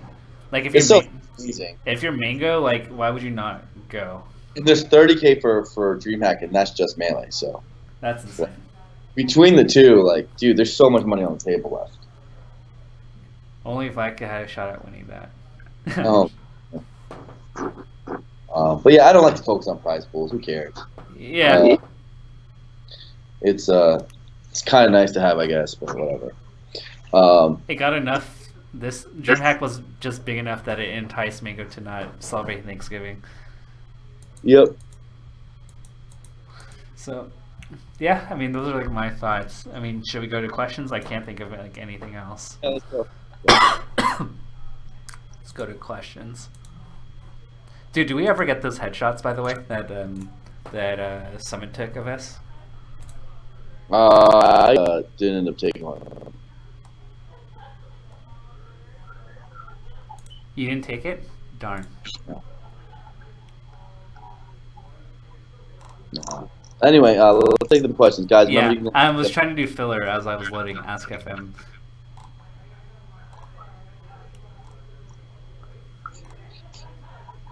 Alright, let's see. So the first question is Prime Britney or Prime Blur? And by Prime Britney, I mean Britney Spears. Ooh, Prime Brady's pretty good. Yeah, Prime Britney's pretty fire. I'm sorry, Blur. I'm gonna have to pick Prime Britney. Ooh, I don't know. I still think I win. Wait, you? I don't think between Oops, I Did It Again, Toxic, and Hit Me Baby One More Time, like I don't. That's just way too many. Just bring up Break the Ice. There's a lot of more bangers out there. Give her. Then again, I mean, she had that. She had Stronger. I didn't like that song. She had that was I'm not a girl. I'm just yet a woman or whatever. Or what? I'm not a girl, not yet a woman. Yeah, I hate that song. That's a horrible song. She had some not prime moments during her prime. And then I'm never gonna come crashing down and like go bald and like start dating Kevin Federline. So I'm yeah, never. But like we're talking about prime. We're not talking about their whole careers.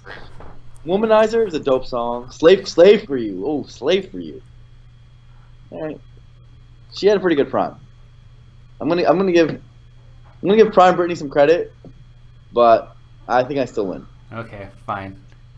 But you had to think about it. Yeah, no, she's amazing. Yeah. She's amazing. All right. Can I do Kahoot for trivia? I don't know what that means, but I'll look into it for the next trivia night. Tefo, you should not be allowed to do Smash Trivia ever again. Dude. Jeopardy was garbage, and it had the potential to be amazing. So I had 16 people. Dude, try managing 16 people just screaming at you. The questions sucked. What does that have to do with anything? Dude, Double Shine was amazing. No, you didn't even explain the category before you start going in. And 50 Shades of Leffen. No. 50 Shades of Leffen was amazing. No. The questions weren't hard either. It was just about how fast you buzzed, and the buzzer didn't even work. Well, I couldn't control the buzzer, man. Alright, well. Dude, you should be here on my Wednesday trivia nights. They're pretty fire. Are they? Yeah. Okay. Would I get like everything? Are they easy mode, or would I actually have a hard time? You'd actually... So I mixed in questions. Some of them are kind of trivial, like, unless you, like, just happen to know it, you'd get it. But, like, they're pretty, like, good. You had a category where Alex 19 was all but one answer. Yeah. That's horrible. Also, Mango could also be the Norwalk fox with a long beard. You had a bunch of questions where more than one thing could be the answer. Yeah. Come on. Can you give me a question from your trivia nights, and I'll see if it's worth it.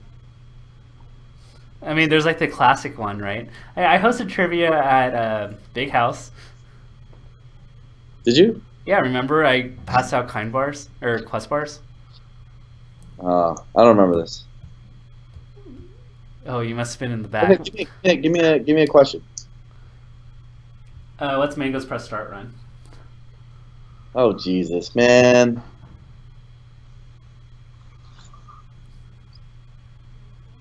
Well, he beat Fly.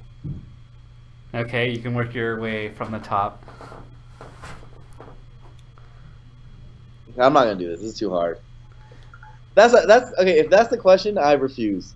If it's just like pure old bracket knowledge, this is too hard. I mean, that would be, you asked for a hard question. Yeah, but I thought it was gonna be like, I don't know. I mean, but that's like that's the interesting thing about trivia, right? It's either you know it right away or you don't know it. I guess. Right? Like trivia, like if you don't know it within like the first 2 seconds, like you probably aren't gonna get it. So he beat Fly, he beat Axe, Hbox, Lucky, Shroomed, Leffen, Hacks, West, and Jace. I I would have never gotten Jace. What was that? And I would have never gotten Jace. Jace. Guys, I looked at the bracket right now. I didn't just get it. So, check it out. But yeah, Jace would have been impossible for me. You would have had to guess like random. I think you may have been like, it would have been the 1 out of 3 shot that you got Jace. If I had tried to answer this question, I would have gotten, I think, a good half of it. I would have remembered the Axe, Fly, Hbox, Leffen, and Hacks ones. But I don't think I would have remembered Shroomed or Lucky. Or Wes and Jace. I would have gotten a solid half. That's the hard question.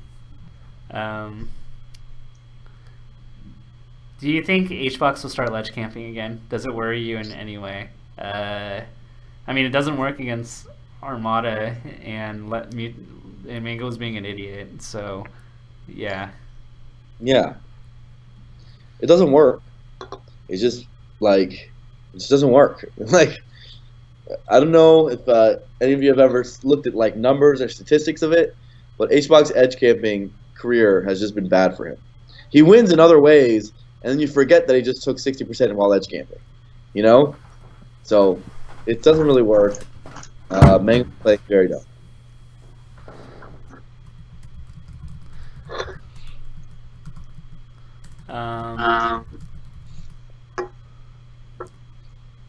Let's see. How long do you think PPMD would have to stay away from the game before he would be noticeably worse than the gods? I think he's probably noticeably worse than the gods right now. I think he's gonna start the game. I think at like I expect currently if he just picked up a controller and start playing seriously again. First event he goes to, I expect 13th or 17th. I mean, I think even before that event, like he was like 1-17 in games. Against gods. If you went back from like Evo 2015 to like Genesis, it was like really atrociously bad.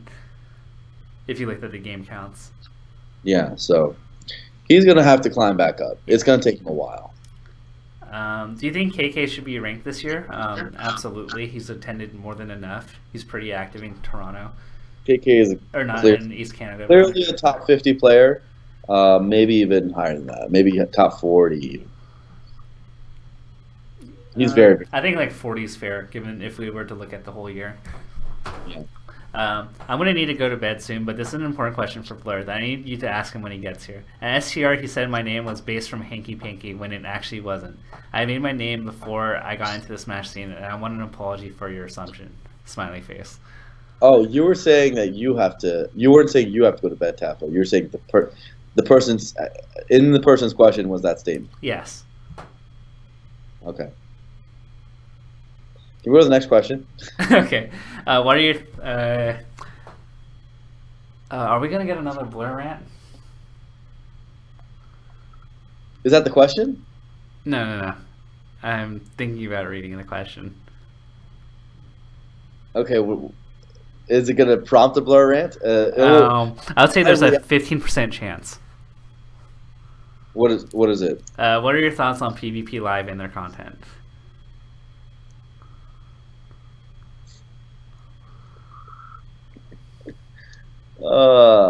Can I add a fair premise to this that might give context and make it more justifiable, and that I will say what your opinion is in the context of current events in the world, not Smash related, and then you can kind of chime in.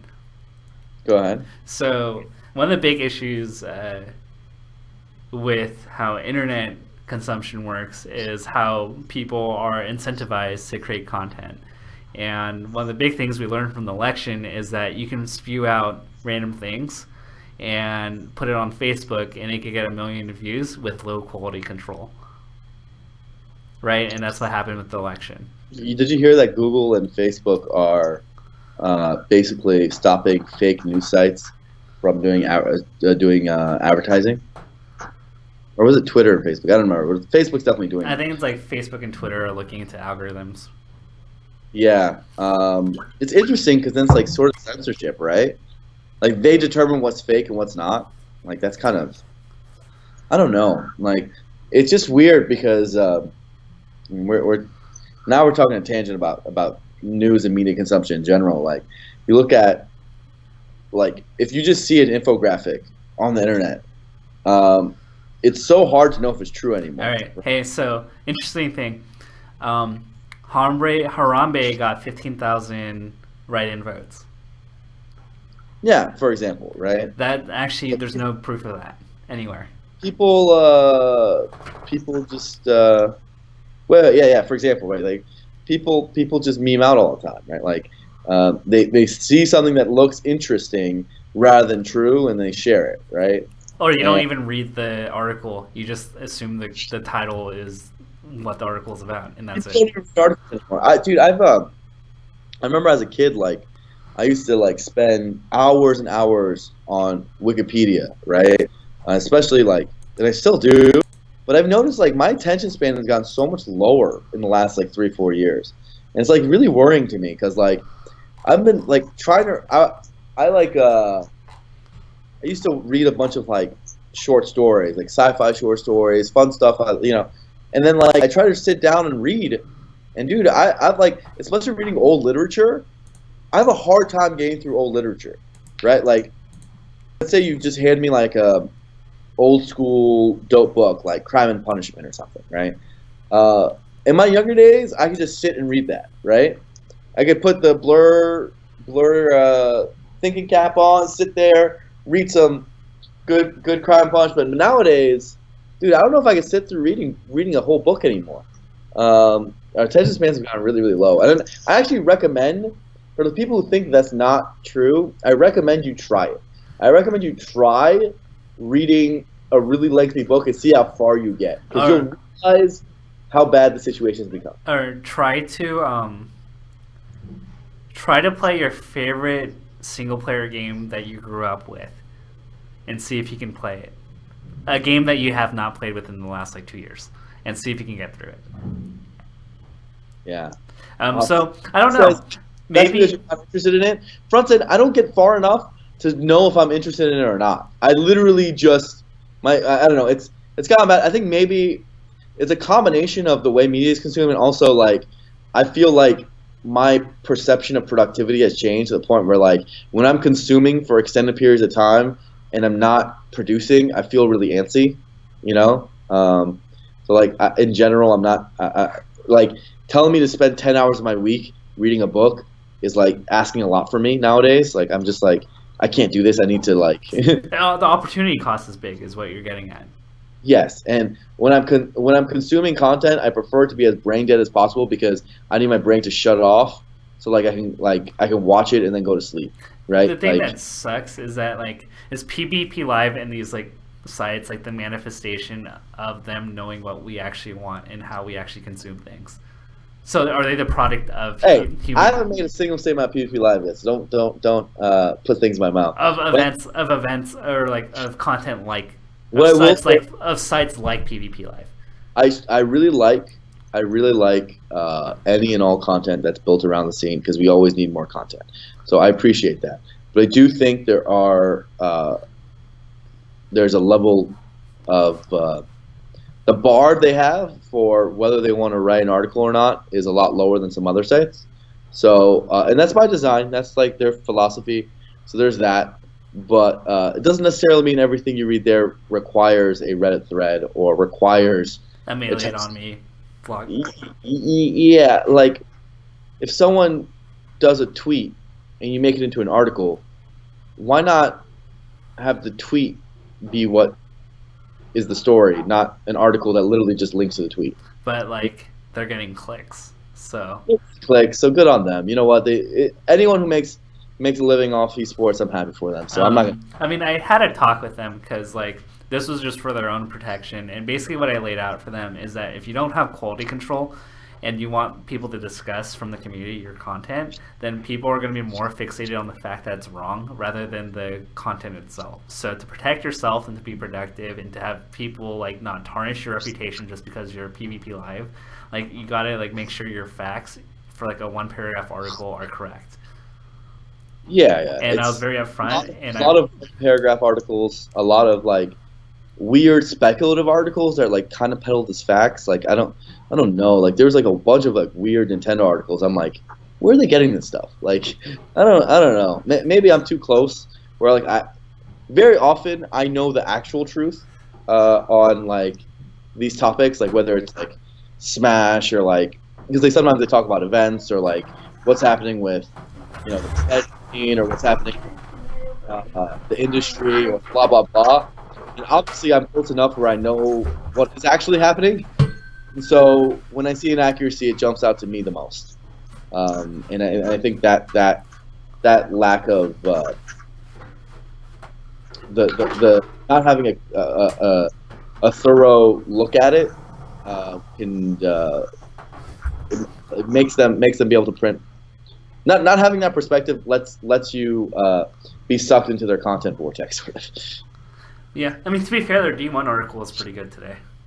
That was pretty good. That was a nice fluff piece for my boy D1. I love fluff pieces. Shout outs to the homies. Again, though, I mean, esports journalism is so young that I feel there's so few journalists that when I venture to criticize, I almost fear that we're going to lose the few we have.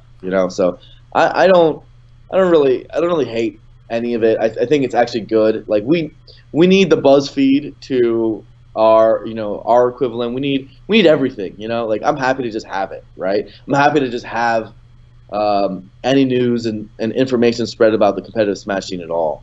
But obviously, for every BuzzFeed, there is a New York Times, and people need to know the difference.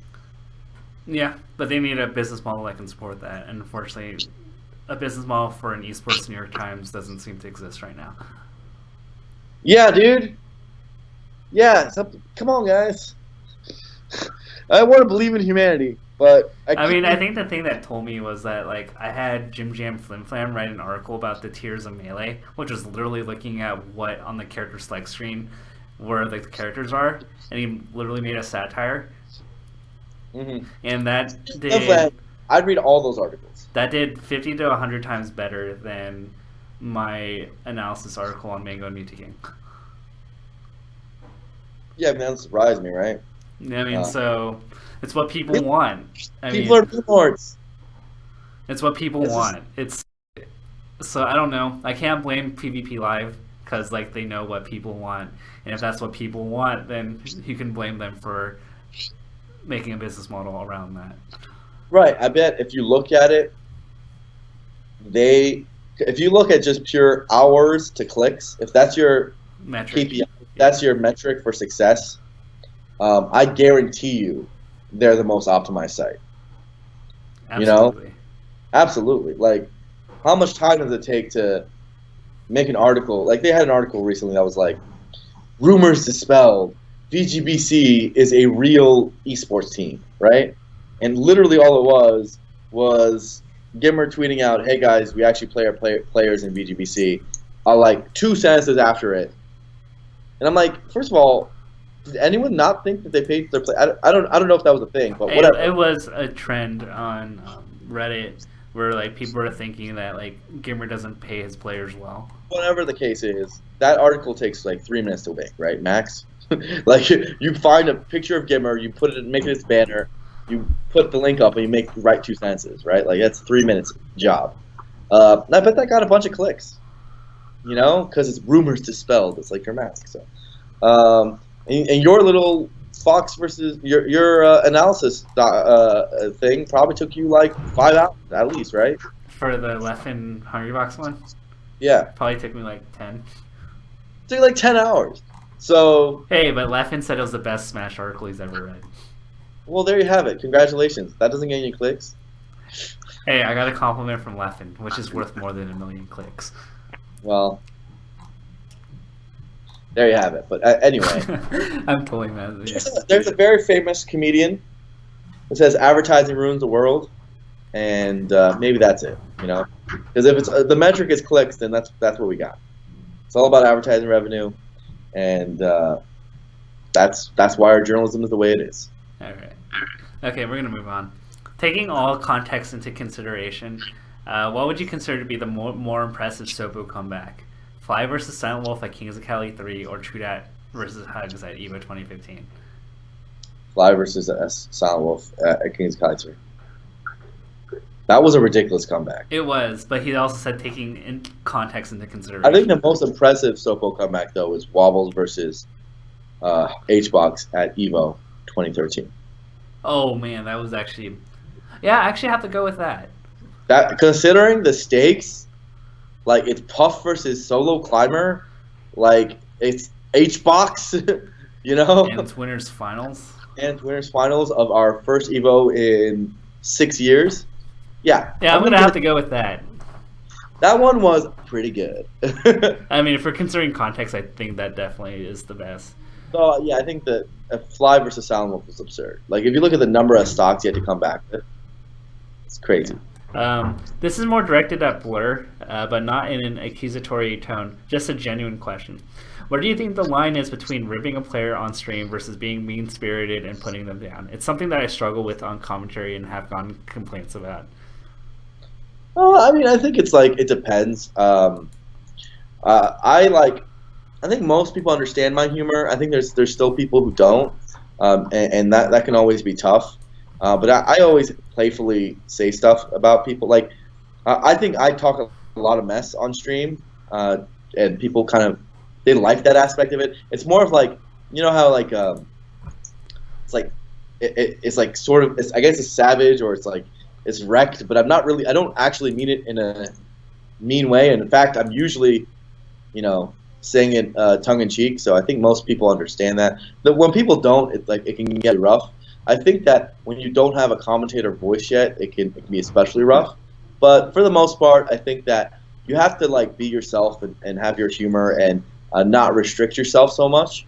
And if people think you're a dick, then you probably went too far. So maybe not though. Maybe not though. Sometimes people are sensitive. So it's really a balancing act. And it's good though to not be too PC about it. Like if you go too far and you're literally just sucking every player off, you know what I'm talking about. Like where there are commentators who are literally think that every player is the best player of all time and that nothing is bad ever. I mean, it's the Thorne saying, if everybody's good, then no one's good. Yeah, exactly. Like that really destroys storylines, right? And it lets people not understand when someone does something truly great, right? And it takes context away from people.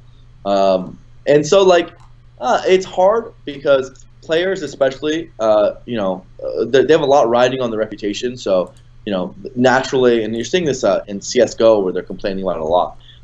They naturally feel like, hey, we're being too harshly criticized, whatever, and they're complaining about the broadcast teams who often, go and make negative statements about the players. But the fact of the matter is that if that team is censored, then what you're gonna have is almost like a ESPN style commentary, which no one really wants, right? Like straight play-by-play and straight, and that's he's the best, greatest ever.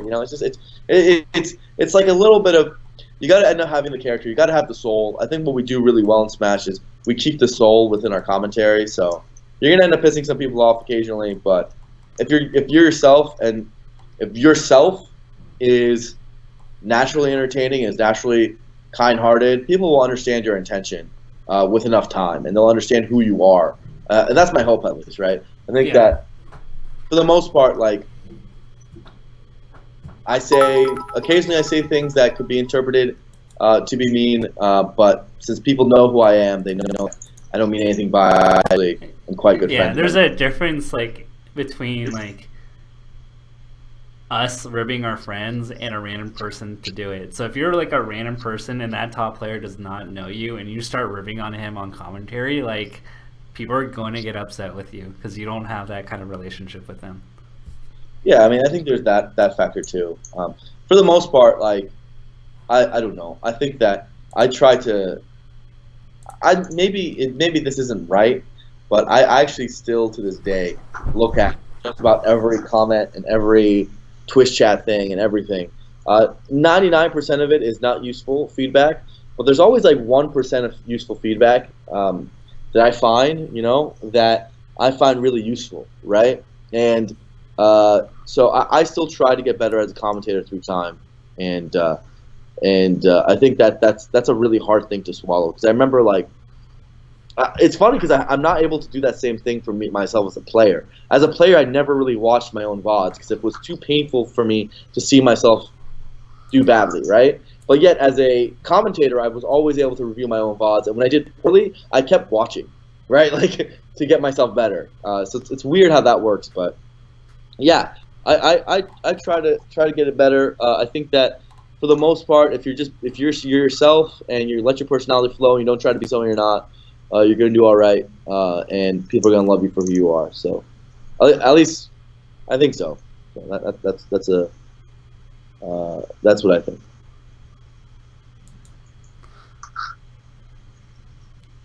Let's see. What do you think is stopping the Moon from being considered a top 10 player and not just a Spacey Slayer that happens to play the Ditto and Sheik very well? Moon's really good. I mean, I think it's weird that we keep calling Moon good at X matchup. We say, oh, Moon, yeah, he's really good against Ice Timers. Oh, Moon, yeah, he's a Spacey Slayer. Oh, yeah, Moon, he's really good against Sheik. Oh, yeah, Moon, it feels like we're saying every matchup, right? the fact of the matter is he's only weak at like a couple. Like he's not good against Pikachu because every month's bad against Pikachu. He's not very good against Puff. Okay, sure, but he is good against Peach. He is good against Sheik. He's not very good against Peach. He beat MacD, right? He's 0-3 against Mafia this year. That's a very good point. Okay, sure. Random mid-tiers, right? Maybe Peach he's not the greatest at. But, he's good at, like, a solid 60-70% of the matches. I don't know. I think that it's less so... maybe the truth is that his actual skill lies in what he knows and not what he doesn't know. You know what I'm saying? Like, as in... I think what everyone likes to... When they frame the Moon as a player, they say, oh, yeah, he's roughly rank 18 to 25, wherever you put him on, right? Yeah. But he's extremely good at X matchup, right? Whereas the more I watch him, I'm like, no, he's higher ranked. He's just got bad matchups. It's like I look at the inverse, right? Because he's good at the majority of the matchups, right? It's just 2 or 3 you list out that he's bad at. Yeah, Falcon too. You can say the same for like West balls, right? And so it's just the difference is that maybe the matchup that Moon's bad at, there's more of than what West is bad at. Yeah, I mean that's another way of looking at it. But it's very polarizing, right? Because like the Moon, if you were to look, if it was just space animals, you'd probably be a top 10 player. Oh yeah. If the game was just space animals, Ices, Marth, Sheik, what else is he good at? Let's just say that. Then yeah, he'd be a top 10 player. Yeah. If you had to put a percent on it, what are the chances of West Balls winning an event like Evo 2017? What would his ideal bracket look like from top 32 onward? And is he the lowest you could realistically go for championship dark horses?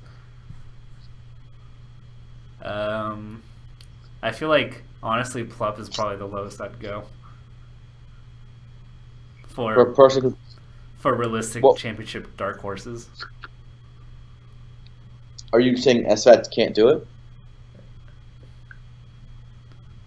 SFAT would be really extreme. I guess SFAT would probably be the absolute lowest I'd go. Just for the sole fact that SFAT can beat Hungrybox is a difference maker.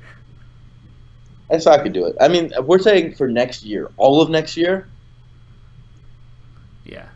No, I disagree. I think if you look at Melee history and you really take a fine look at it, I think when the trouble we have with analysis is we look at it tournament to tournament, but over a course of a whole year, I could easily see someone who's ranked 15th right now becoming the best player in the world by the end of next year. It could happen. It has happened in Melee history enough times that I believe it can happen. Right? When was the last time in the last 7 years, other than Leffen? The era of the gods has been very dominant, right?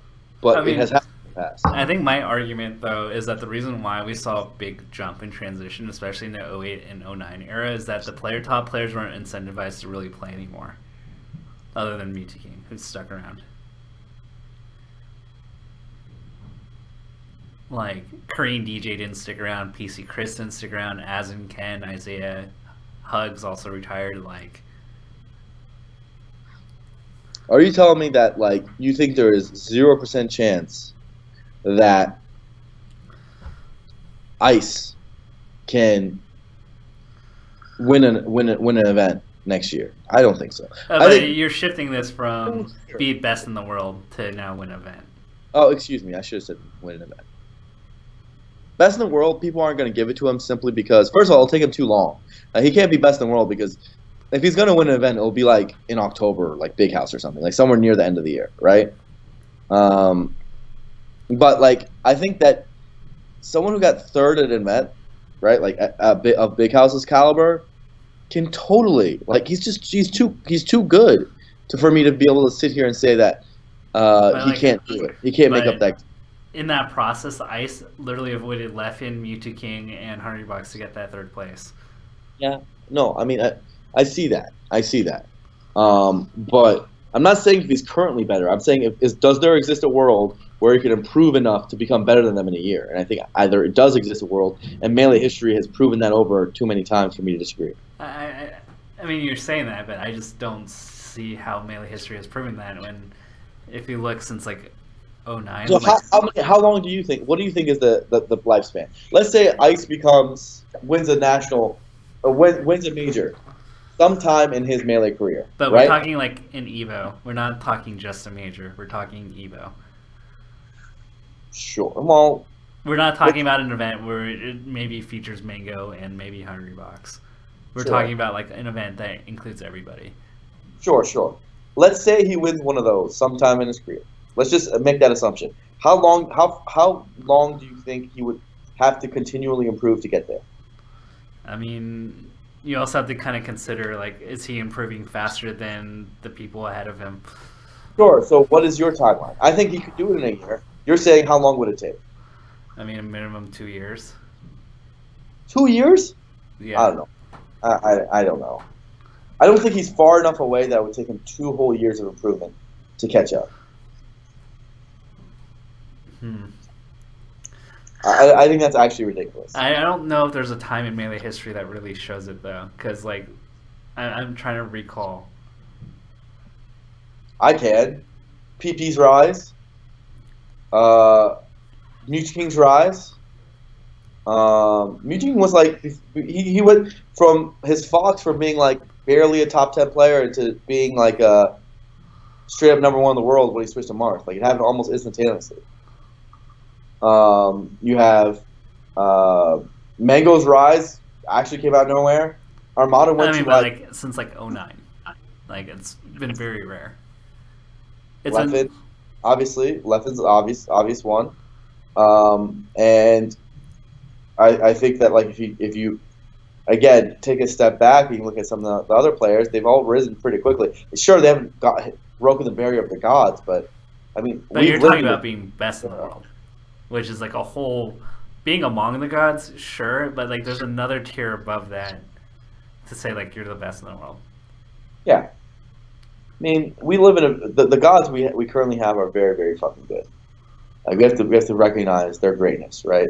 And it's very hard to beat them. Absolutely. Like if you gave me 1 to 25 odds on like picking the field of 7 to 15 players and say like they're gonna get to be the best in the world by like a year and a half from now, I still probably wouldn't take it.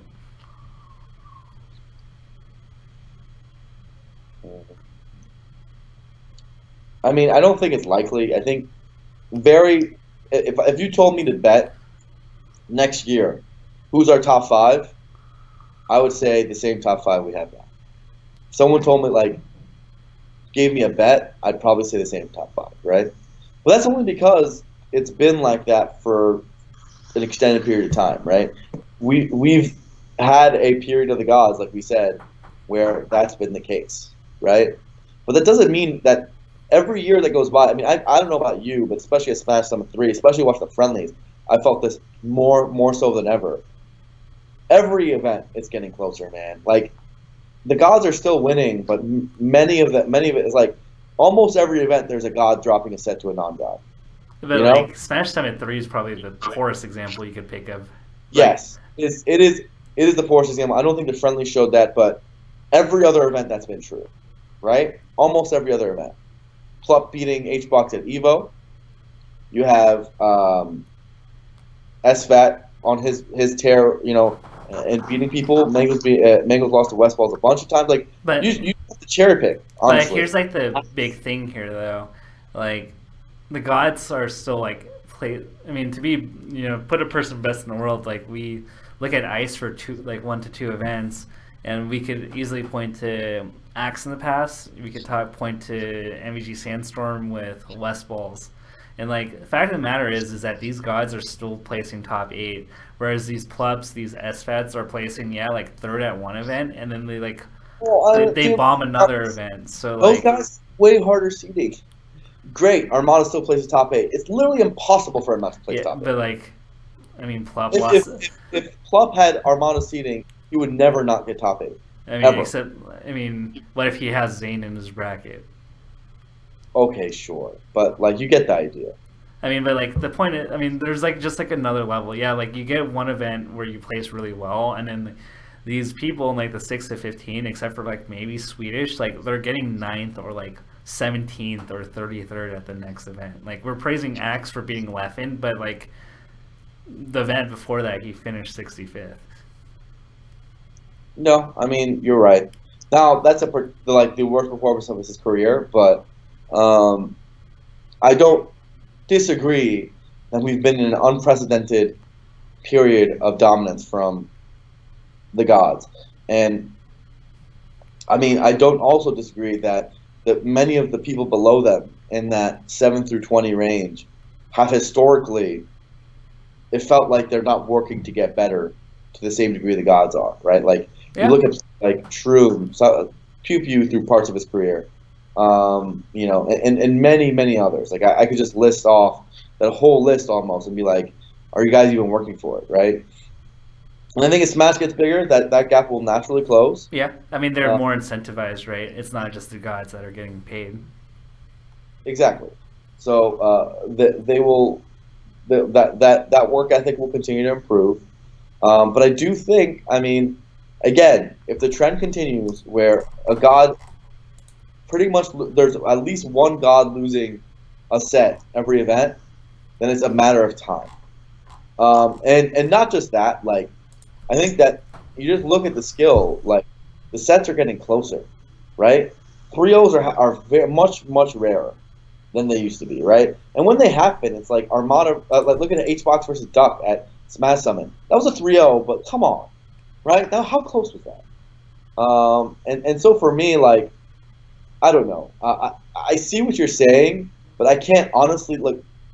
I think you almost have to look at VODs from 2-3 years ago to realize just how much more dominant they were back then than they are now, But do right? you think it's because there's more events that more upsets are happening? Because like I can go back No, to like Apex 2012 where KK beat Hungrybox, or MLG Anaheim where Hungrybox lost to Axe, and it was say dropping sets.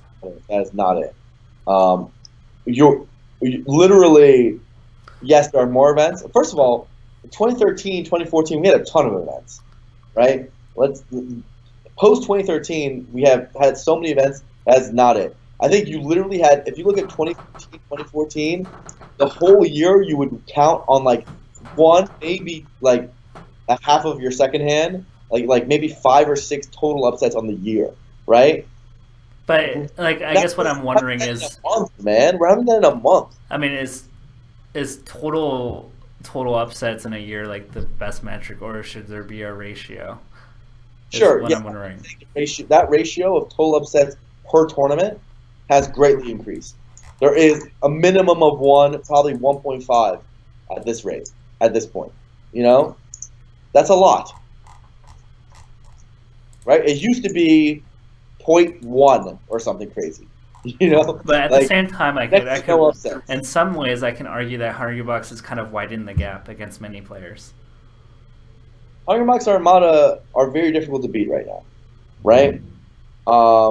And I think like realistically, if we look at it, like the hardest part is that the guys who are seeded 7th through 16th have to beat 4 gods in order to win an event, right? Like they have to win so many sets against absurd competition, right? Like 1 or 2 sets against people of their own level, and then like 4 gods in a row, right? To actually win a whole event. Right. That's like what you got to do. And so it's if there was only one god, right? Like if there was like just Muji King or just Mango or just Hbox or whatever, right? We'd have seen a non-god win a tournament much earlier. If there were only 2 gods, we'd have seen it much sooner, right? It would have already happened this year, guarantee you, right? If we lived in a world where Hbox and Muji King were the only gods, a non-god would have already won a tournament, correct? Yeah, but this flip side, if it's like World if where the gap is really closing, then we would see way more of like the big four, big five placing seventh or worse, right? No, I don't think so. I don't think so. I mean, like, first of all, it has happened now with Hbox losing to Wizzy, right? I mean, Uh, but what place did he end up getting? Fifth?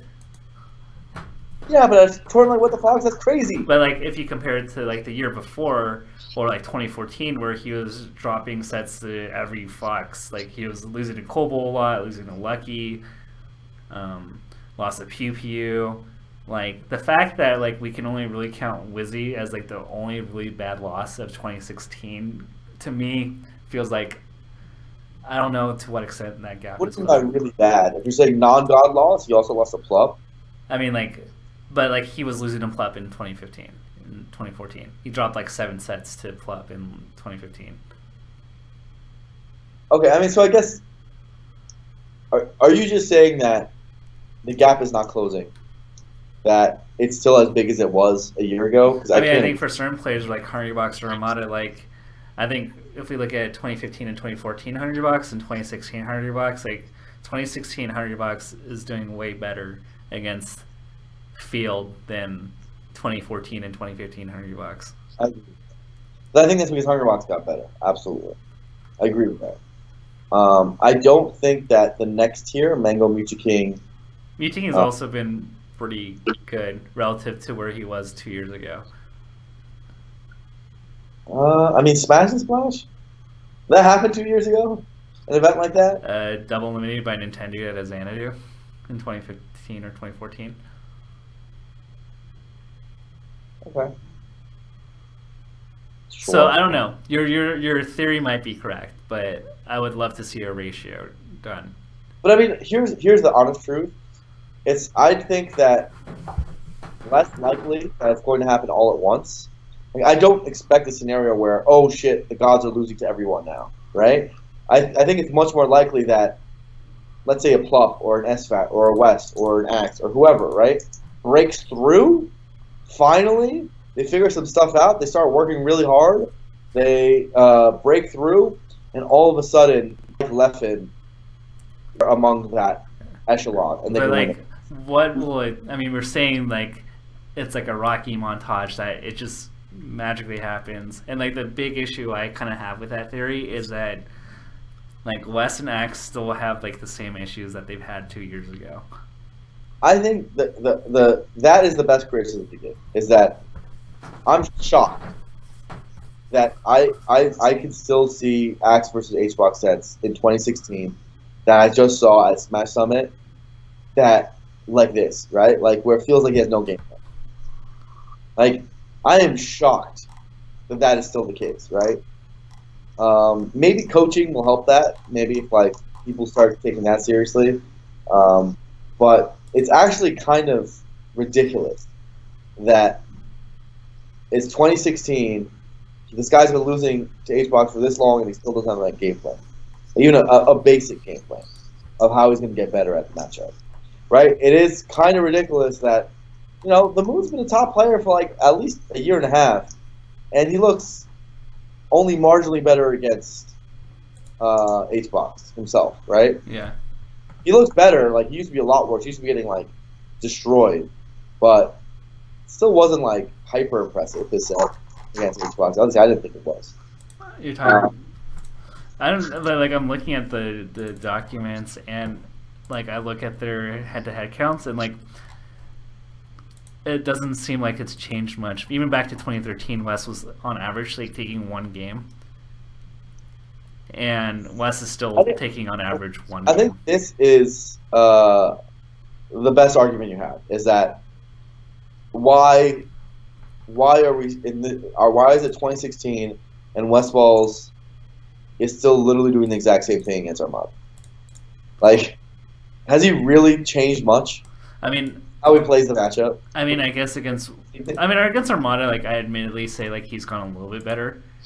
Like he's taking a game now. There was that one cruise portion. Do you remember when he beat Armada? Yeah, the 2 stocks. I mean, to be fair, if we were to like trend West, like in the first like 7 sets against Armada, he only took 2 games. And he's taking a game in each of the last 3 sets. So, I actually think West was a bad example because I think that though there was like a 2-year span where it felt like he literally made no progress against Armada, maybe the last like 4 or 5 months, I'm seeing a little glimmer of hope. But even then, like we go back to this spot of like 3-1 in a best of 5 is still a significant gap because you got 2 counter picks. Yeah, I mean, it's on Yoshi's. Yeah. No, I mean, it's still a significant gap, but it's progress. The thing is, like, and Melee History has bore this out. I see what you're saying in terms of, like, you're just looking at the pure data of it. But you're not looking at the heart of it, which is that it's really, like, dominance is dominance until it's not, right? Like, the impossible is impossible until someone does it, right? And I think the same argument could have been made about Leffen before he did it, right? The same argument could have been made about KJ before his rise, about, hey, no one's going to ever beat Ken ever, right? And then they did, right? That's how it works. And I don't think that until Melee's end, we're going to see the same 5 guys winning tournaments for the next 10 years. No, I'm going to say no. It's probably not how it's going to work. We're going to see new players rise up. We're going to see new blood injected in, and these guys are going to continue to get better because people are going to get sick of losing. And that's been happening. I genuinely think that's what's going to happen. I think you just have to take a step back. You have to take a step back and realize how much the rankings truly change year on year. I mean, there's a certain extent, right, where you have the magic of SFAT, right, that out of the blue started winning. But yeah. But at the same time, like, you're telling me that, what are these guys going to do? Just magically get better? Well, SFAT did, right? Like, is it magic or is it just them looking at the game and getting better at the game? I mean, for SFAT, he took a whole different approach, right? And it took him making a humble acknowledgement that what he currently was doing was not enough and it wasn't working. I'm not sure. Like, we talk about learning as a skill, right? And I'm not entirely confident in a great handful of the top 25. Well, I wouldn't say a great handful. A handful of the top 25 to correctly assess themselves and manage themselves in a way to get better at their job, which is Melee. I agree with that. I think that's the best. Like I said, that's the best argument. Right, because like when you deal I'm with, not confident in Axe, in Wes, in Plup even. Well, Plup's probably going to go back to school. Plup's going to go back to school. I haven't liked some of the mentality stuff from him. His hands hurt. Like, he's got that going on. Otto's got broken hands, but he's going to get back into the game. Like, Ice is one of the better shining stars and hopes in my eyes.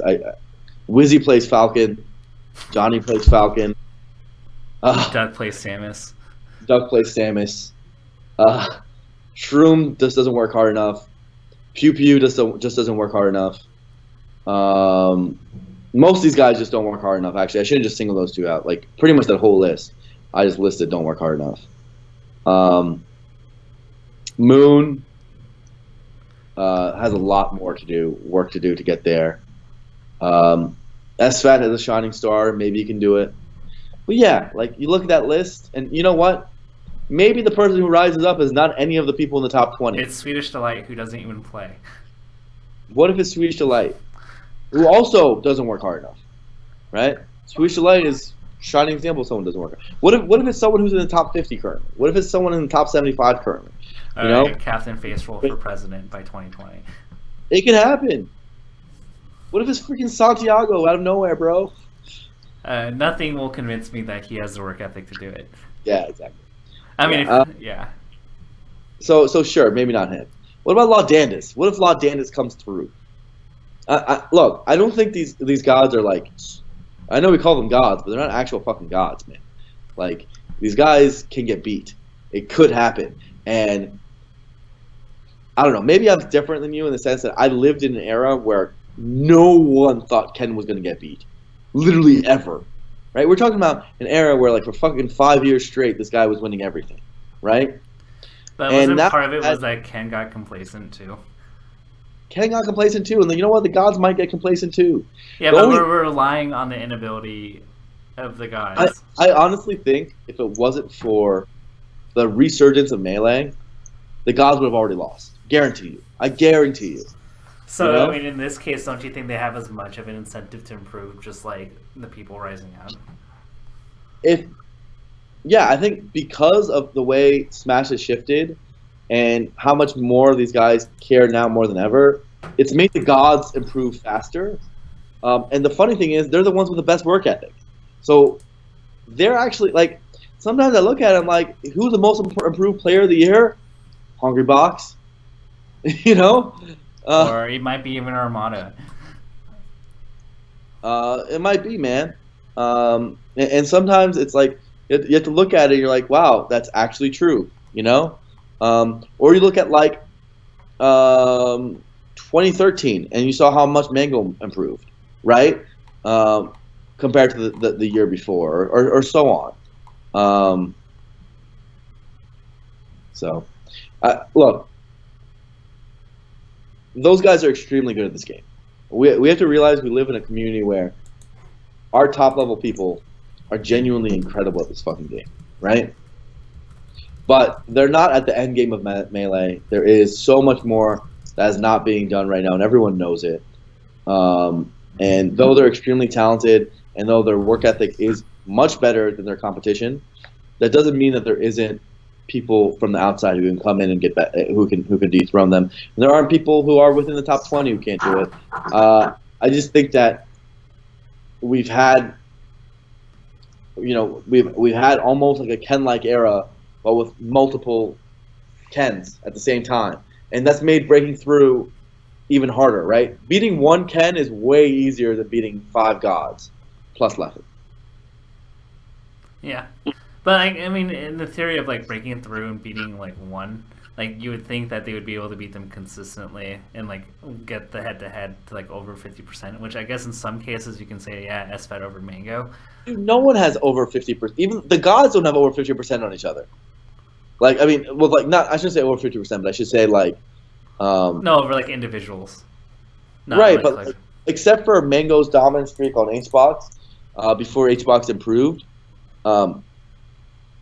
In the whole era of the gods, none of them, and I guess a bunch of the people, I guess HBox and Armada against Mucha King. For the most part, the gods can't even be consistent against each other, right? Yeah. So, like, I don't know. I think that we have to, like, I think if there comes a player who's even has a 30 to 40% win rate against 3 or 4 of the gods, then that'll change the game. And I think that we're close to that. That's what I'm looking for, right? I'm not looking for necessarily one player to just become the best in the world, and and it's going to be like a changing of the guard. I don't know if that's going to happen. I think the people we have are too far ahead for that to happen immediately, right? What I think will happen is you look at like an SFAT and say he improves his win percentage against all these guys. What if he starts to get 30 to 40% win rate against Mango and HBox, and maybe even he throws King in there because him and PPU start playing more and they start learning the matchup, right? Then he'll have a 30 to 40% win rate against 3 of the gods, right? And that's actually good enough for him to start being tussling and being in top 3 like relatively often, right? And I think something like that is very possible.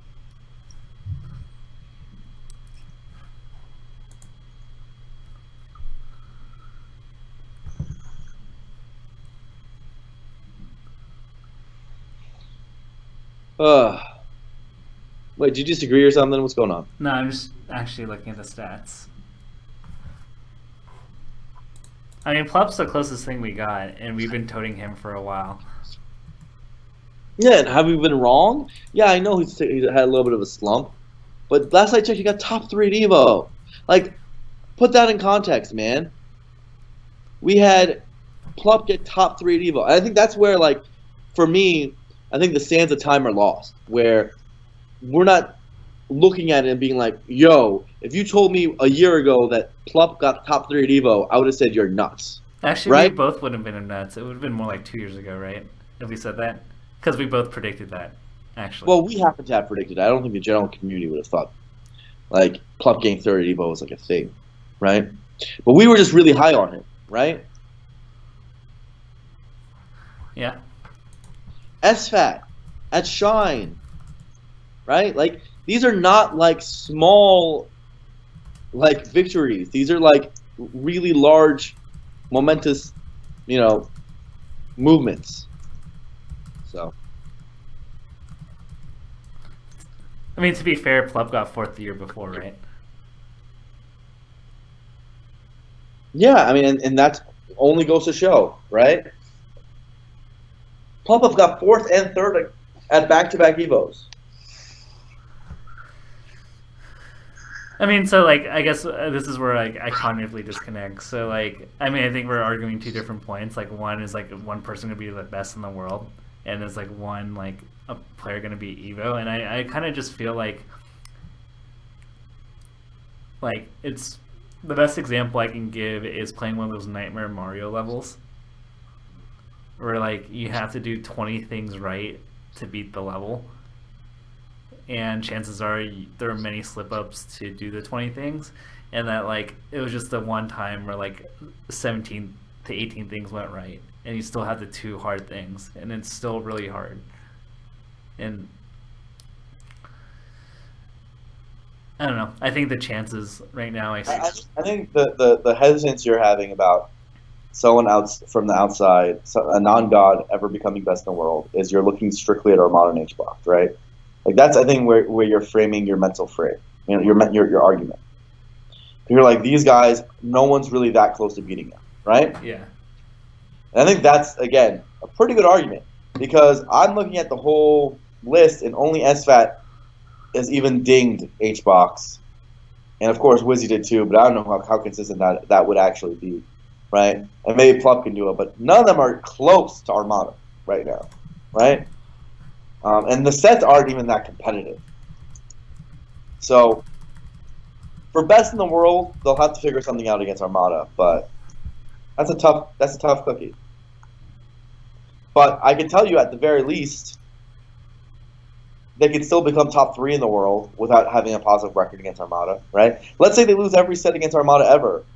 They could still potentially win a major, and they could still be top 3 in the world. yeah. Acebox was considered a god when he was losing every single time to Mango, right? Yeah. Mewtwo's god, and he loses to Acebox and Armada just as hard as the non-gods, almost, right?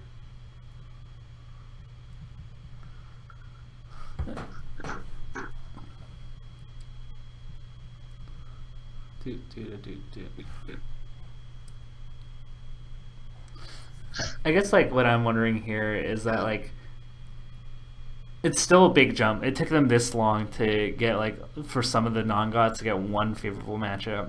Where like they're literally just concentrating all their time on it. Like I don't. It's really hard for me to see like a person get 3 simultaneously. Where like if you win one set, you're kind of put on notice by the gods. I think, like, I mean, if we want to go back to, I mean, I agree with you. I agree it's extremely difficult. But I think for you to say that the minimum amount of time you could see a player of Ice's caliber grow to win a major is 2 years, that sounds ridiculous to me. Like right? an Evo? If he gets better, I could see him doing it within 6 to 8 months. To win an Evo? Yes. I will have to disagree with you on He that. got third at Big House. Third at Big House, where he avoided pretty much everybody, and the only decent competition he got. That could happen again. And no, he avoided people. Bro, he played amazing. I don't know, that set against Mango and Armada didn't look pretty good. Okay, so a plop. How long do you think it would take until he could win a major? What is the minimum amount of time? I mean, the whole Armada thing doesn't look very good. But what's the minimum amount of time? I mean, we're not just talking about like him winning like one set against Armada. We're talking about him having to win one set against Armada. He doesn't have to necessarily beat Armada, just winning a major. You're gonna have to have everything go right. So, like, I guess to be clear on the point, it's like he has to beat Armada at a tournament, which is very rare, and on top of that, he has to beat a bunch of people along the way. I don't think he necessarily has to beat Armada to win a major.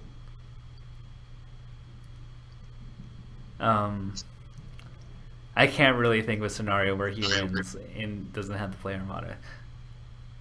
Sure you do. Armada loses to someone else. He loses to another god.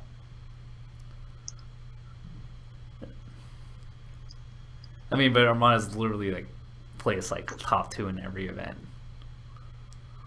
So like that's already banking on the fact that you're trying to bet money on something that happens like less than 10% of the time.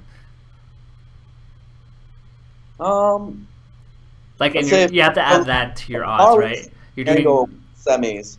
Acebox gets it's Acebox Plup in the other winners semis, and then it's Mango versus Plup in winners finals.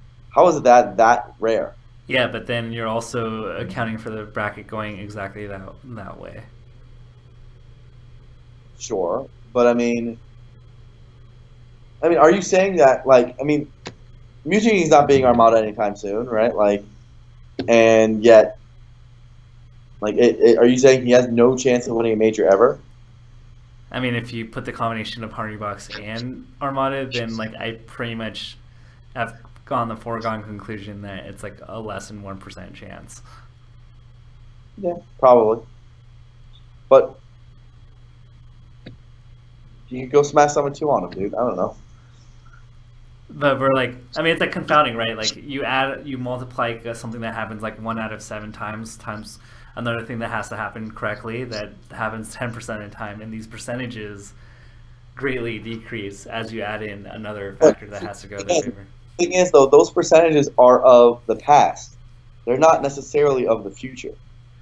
But right? Like even looking at ice, like, I mean, how many times do we predict after 1 or 2 events, like, oh, Wes had Sandstorm in this one Mayhem event. I guess Wes is going to be going toe-to-toe with the gods, and then see it fall flat in our faces.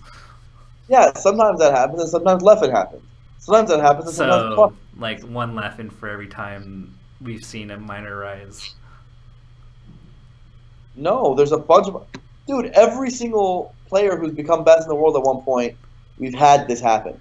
Yeah, but right? Like this has only happened once in like the past 5 years, where like the gods are also incentivized to be really good, and you don't have Mango not caring or Armada not retiring because there's no incentive to play. Yeah, during the God era, only Leffen really did it. Like Mewtwo King being concerned with Brawl. Got it. So, I mean, I don't think it's 100% impossible. It's just very unlikely. Did I disconnect from you?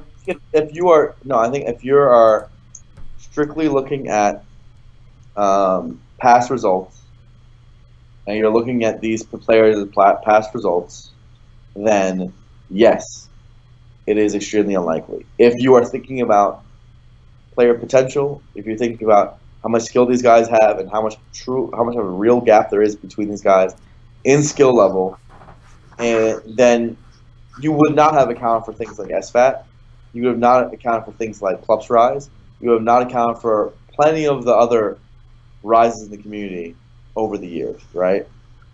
If you just looked at Mewtwo King's past before he started becoming a top 10 player, you would have said this kid never has a chance. If you just looked at, PP's past before it became amazing, you would say he never has a chance. But I think the big thing about them is that they've all had very rapid rises, with the exception of Mewtwo King, which was back in 06. Like, everybody else that you mentioned had a very rapid rise. So your assumption is that unless someone basically becomes a top 5 player within the first 3 years of their career, they have no chance. I mean, like, it's hard for me, like, if we're going to go by, I forget who says this, like, doing the same thing and expecting change is madness is kind of like the line of reasoning I take. That if you're stuck somewhere and there's nothing to tell me that you're going to change something about that, it's really hard for me to rationalize and say that something's going to be different in the results. But then why do the results change so much year on year? Like, as in from the 7 through 25, right? Like, but we're talking about, like, I mean, even if you look at Glyco, which is the ratings, like, anywhere from like 11 to 25 is literally like, if one person goes on one decent run, they like rise up 10 ranks. Okay. Like 7 through 25, 7 through 20 have always or let me more correctly put it, 10 through 25 has historically always been pretty close. Where like one tournament performance could easily shoot you from 25 to 10. But don't you actually believe that a player like Shroom is significantly better than rank 25, like a significant amount?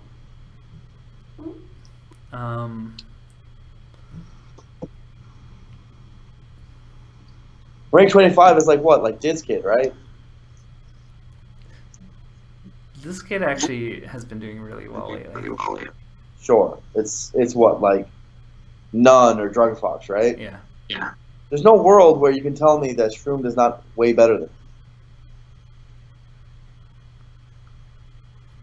Yeah. Right? Like I don't really understand the comparison being made here, where it's like if you're just strictly looking at, oh, have they cracked the top 5, then if the answer is yes, no. If the answer is still no, and they haven't improved at all, I think that's just ridiculous. Okay, so let me put it this way. The jump between 25 to 10 I don't think is particularly that great. I actually think the jump from 6 to 5 or 10 to 6 is significantly harder than 25 to 10. I don't know, actually, about that. I think 25 to 10 is actually a pretty big jump, too. Okay. I think they're both big jumps. Like, getting top 8 consistently, like, if someone who's ranked 25 literally never gets top 8, right? Never. Drug Fox. When did he get top 8? I don't know, we can... I thought the... Back when he was a Sheik. But I'm talking about when he's a ranked 25 player, not a ranked 15 player. Right. So, or, you know, it like almost never happens, right? None. You say none at Gommel. It rarely happens, right? Whereas someone who's in the top 10, literally almost always, it's very consistent they make top 8, right? Is that even the case anymore? They get top 8 or they get 9th or 13th ish. That's fair. Anyway, shall we move on from this question? Yeah, I don't know. Point is that I'm far more optimistic about player chances of improvement than you are. I know you strictly believe that, like, if a player doesn't become a god within the first 2-3 years, they're just hopeless. But I don't believe that. I don't think it's hopeless. I think it's like, I mean, if we look at the player base, right? Like, I think it's very low, like 1% low. 1% low what? The chances. Yeah. Because we were looking at a very narrow field here, right? Of like just focusing on the top 30. But like keep in mind there's hundreds and thousands of players that also play and fail miserably, never hit top 100. Sure. Never hit top 50. Sure. Can Duck beat Hungrybox or Sam's versus Puff? Basically hopeless. What'd you say, sorry? Can Duck beat Hungrybox or Samus versus Hungrybox? Hopeless. Of course Duck can beat Esports. Did you just watch that set? Yeah, it was interesting. Yeah, of course. Samus v Puff isn't hopeless, but Puff wins. Which of Mango's characters is better against Sheik, his Fox or Falco? Personal experience, I actually hate playing against his Falco as Sheik. I was about to say it's Falco. Like I think Sheik against Falco as a matchup, but I think his Falco's better at it. Like once Mango's Falco gets me in shield, like I feel very oppressed, and it really sucks. His Fox, at the very least, like I can magically, like, because I'm not in stun, I can hopefully try to grab something and maybe get a tech chase. And against his Falco, once he shoots a laser at me, like I just don't know what to do. Is there an argument for Marth winning the matchup against Sheik, or is it basically confirmed slight Sheik advantage even at top levels? Oh, that's an interesting question. I think in 2018, if Marth mains continue to improve and make less mistakes, then I could see people turning on this matchup and saying that Marth wins very slightly. I think Marth slightly wins. Yeah, but the cost of making a mistake is so huge in this matchup. Yeah, for both sides though. Like I think as players get better, Mars combo game on Sheik will become I mean, but just like as devastating. in the case, like let's say Sheik and Martha like 110%, right? If I make a mistake as Sheik, I don't personally feel like I get punished very hard. Whereas if Marth makes a mistake, Marth more than likely is dead. You should get punished really hard. I should. I just don't really get that even from like the top That's Marths. confirmed, correct. But it should have. It should. I mean, in theory, I guess it Plus should. has options on options. It's Like not even when that. I played like Prime PPMD and like Mewtwo King, like and I made mistakes as Sheik, I felt like I never really got punished like as much as I think I should have. Whereas if they made a mistake, down throw fair and I kill them, Yeah, it's great. it's nice. Yeah, I actually like March matchup. But But that's me. but in theory, like March should be making less mistakes in neutral. March just controls the pace of the match entirely. Yeah. Is Hux losing to Hungrybox's Nest the most depressing Smash moment in 2016, or was it when Hux lost so far? Oh, why you guys gotta do this? Why is that depressing? I mean, it was a charity event. All right. Charity event, dude. People are drinking like it's on fucking Terminal Bay. Chill out. Okay, make your pick. Who's the Make first? fun of Far, but don't make fun of him for this. Who's the first non-Big Six member to take a series set off of Armada, and when is it happening? Will it ever happen again? Of course, it'll happen again. You guys think he's like, oh my god, like people actually think this guy is like will never lose in the history of the rest of his life. Of course, someone's gonna beat Armada eventually. I think there's like only like the scary thing though is that there's only like one best of 5 set a year where he gets taken to Game 5. Who was he taking Game 5 this year? Ice. Oh man, what a distinction! I think the previous year was like Axe. I think at one of the events. Yeah, I can't think of other instances. I mean, you could point out Smash God one year. You can point out Silent Wolf. You could point out Kobold, but those were best of 3s. the guy's a legend. Yeah, you know what? Maybe I'm wrong. Maybe he will literally retire as and that's like a sign of his greatness, where people just recount how literally only like 2-3 people in the whole world can even take a set off. But maybe not. And for the people in chat that are saying Smash God, I literally said best of 5 set. And I said Game 5. Yeah. All right. Is Pleb Samus still a tier ahead of Duck, or has Duck caught up in terms of skill? I think Duck's caught up, but I think Plups is still better on the whole. I think the best Samus that's ever existed is Plup Samus. But Duck's is really close. Thank you, Luke Chavez, for the $7 donation towards Lucky's donation fund. All right. Will Martha ever defeat Axe's Pikachu? Honestly, it looks impossible. I mean, I think talking to Axe, he and Mewtwo King's Martha went 50-50, go 50-50 whenever they play. Wait, really? Yeah. No way. Yeah. What? What do you mean? Are you surprised that Mewtwo King should be winning more, or that Mewtwo King's winning that much? No, I thought Axe was going to be winning. They both, when I talked to both of them, they both said something like 50-50. That's crazy. But I mean, that's also not entirely encouraging because there's a big skill gap between Mewtwo King and Axe. Yeah, but like Axe screwed up on Taj and Tai. So who is it less encouraging for? The Marths or Axe? That like Axe can literally is the I mean, player. if you talk to Axe very frankly, like he'll always tell you that like they're not playing the matchup right. Sure. So it's encouraging for Marthmans is what I would lean towards. I guess. It also signifies that like you have to be that much better than Axe as a player to go 50-50 with it. Dude, I found the cheesy strat against Pikachu now. What?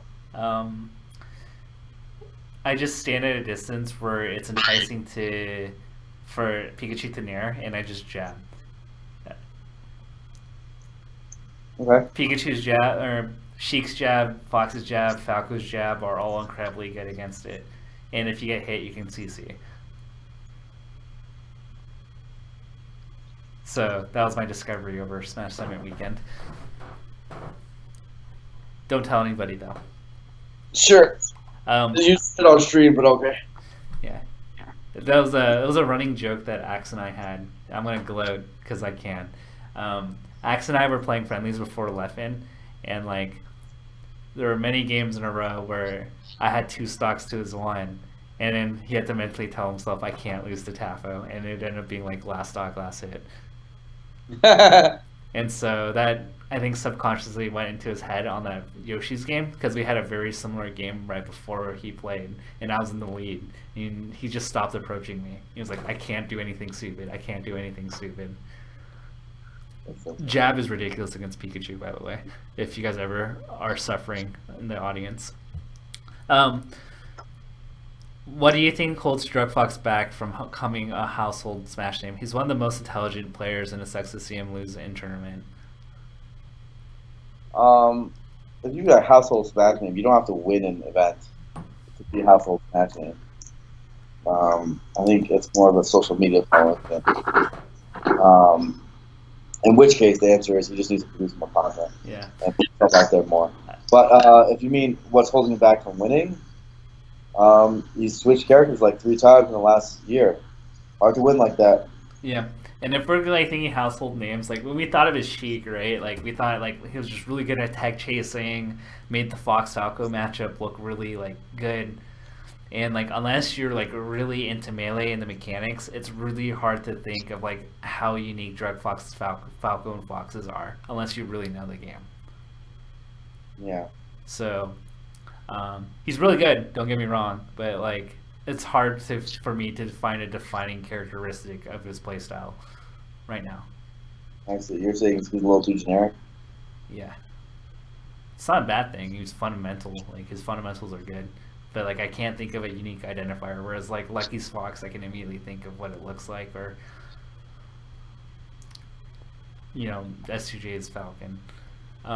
Who'll be the first post Silent Spectre Falcon to ever defeat Armada? Are we fans of Wizzy on this? For what? First Falcon to defeat Armada after Silent Spectre? Or is it gonna? I mean, what do we define as Falcon beating Armada? Is it just in a game? No one. The answer is either no one ever, as in Armada will retire before a Falcon beats him again, or probably Wizard. What defines beating him with a character? Because what if Mango does it for a game? I think they mean the set. Okay, so like the majority of the set, he has to play Falcon. So if it was a best of 5, he has to play minimum 3 games Falcon. Yeah. Okay, that's fair. I actually had a question. I was going to ask you about that later. Is Plub versus Armada at Smash Set 3 the shortest, worst set ever seen among top 10 players against each other? No. Mewtwo versus Hungrybox at Paragon, Orlando. Oh, that was pretty bad. That's about as bad as it gets. Do you want to avoid? Top 5 players. Do you want to avoid the RNP? What's the question? What are your thoughts on the election results? I think I tweeted about it a little bit. Hopefully the world's not over, but we'll see. Alrighty. What makes Ice so good in the Ditto? And the Fox Ditto? I mean, I'm guessing it's Fox. Yeah. I mean, I think he's talked about it. You can add to this that he generally looks at what Armada and Leffen does correctly, which is a really good strategy, and tries to mimic it the best he can and execute well. I think execution's a big thing. I feel like I've memed this out enough, but I say he's the Kisei of Smash Brothers. He's a copycat. He steals people's powers. He watches, steals your power. He's like a rogue in X-Men.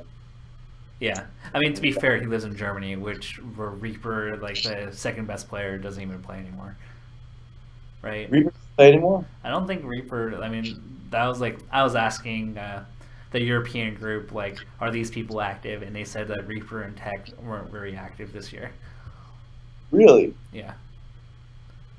Yeah. Okay. What are our thoughts on Scrumpy Gate? On who? Did you hear about that, like, 600 hours video, that combo video of the young Link. Yeah, I was laughing about it earlier. I mean, my honest opinion is we have very few content creators out in the Smash community, so I prefer not to bully him out of the scene because I think for the most part his videos and all that help grow the scene and like broaden our base. So I'm really worried that that is what's happening. But at the same time, I got a TAS your comic book video, bro. I mean, I think the thing that most people are upset about is that, I mean, I agree with you that like I don't think it's bully worthy, and the amount of hate he's getting is like astronomically high considering the other contributions. But that combo video had a cash prize to it. $100. I mean, still, but like you're you're intentionally misrepresent. If it turned out that he's lying, he's intentionally misrepresenting. And the kid's pretty young, right? And then also the TAS thing with Mario Brothers, which I think is, I think the speedrunning community is more up in arms of the implications of that.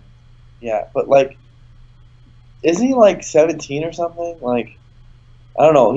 I heard he's really young. Yeah, I mean that's fair. Like I definitely agree with you that there is the amount of hate he's getting is definitely like it's totally overblown. But you don't want to be the person that you created an entire community rule based on your name, where they will probably come out with a scrumpy rule in the speedrunning community. Great. I mean, it's not a good look. He made a mistake. He should own up to the mistake. If it's true, whatever. I haven't looked at the evidence thoroughly. But point is that he's actually helped the scene a lot. And there aren't people who are making videos and content like he is. We're actually quite lacking in that. And the people who are in the peanut gallery making fun of him have, for the most part, have done jack shit about growing the scene in comparison to him, right? Look, not a good look. But I respect anyone who puts as much effort into his channel as he has. Yeah. He's grown healthily, and he's grown it in really fun and unique ways. He's served his niche, and I think that it'd be really sad if we lose one of our only consistent content creators because of, hey, he made a mistake when he was really young, a whole year ago, before his channel really blew up, right? Like, guys, just chill out. Let's meme about it. Like, can we just meme it? Can we just like meme this one out for a little bit and then not bully him out of the community? Can we just do that? Yeah. I mean, that's what my friend did, right? With Asians in the Library. He created a song. And it made everybody laugh, and then we moved on. Or the MACD incident, right? Where he made that gross, exaggerated video of him unplugging. I also will say that like one thing that would help him if he's smart is dealing with his PR a little bit better. I think we've consistently seen people suck at PR like in Smash for probably way too long. But like if it really was TAS, just own up to it. If it wasn't, then prove it, show evidence otherwise, and do it now. Stop like messing around with it. But that would help, and also it would help if he started going to events and putting his face on camera and like being an active part of the scene. I know he's really young, so maybe he can't do that. Maybe he doesn't have the resources. But I think people would hate him less or criticize him less if we knew who he was a little bit more, right? Like, for the most part, no one knows what this guy looks like. He's just a really big content creator who like tweets back and forth with Leffen.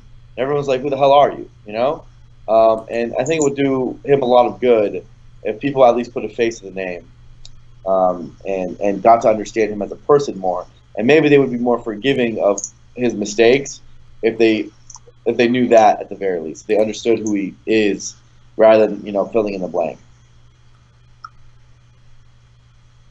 Yeah. But yeah, he's 17.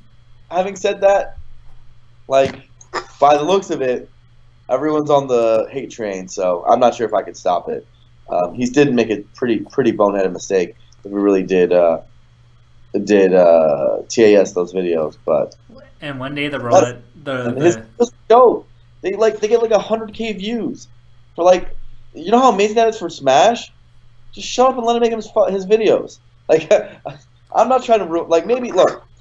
Almost everything I say is in the context of wanting Smash to grow. So I obviously I compromise morality here or there to make that happen. You know, like yes, the moral thing is to rah witch hunt that, but then like after you do that, then like what do you end up with, right? yeah, Is the yeah, play you're getting.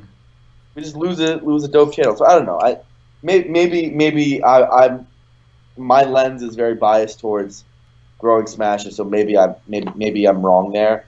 But I do think all of our lenses should be biased towards growing Smash, and if we're going to keep it that way, then we should deal with this in a more mature manner. Yeah, I agree. But one day the roulette wheel is going to go to one of us, right? Huh? The roulette wheel of Smash Drama is going to go to us eventually. Nah. Like if Smash Drama goes my way, like people know who I am, and I feel like I'd have to fuck up really hard for people to really like. Dude, I've been around for 10 years. Same with you. Like you've been around for too long. Like what could possibly? I don't know. Maybe I'm crazy, but I'd have to fuck up real hard for people to start hating me. I feel. Like, I'd have to make I could think of things that like could easily turn things around. Maybe. Even things that like we didn't intentionally do. What if we got accused of something that we didn't actually do? Oh, absolutely. If it was like a, yeah. I mean, there's a bunch of things that could easily spin out of our control.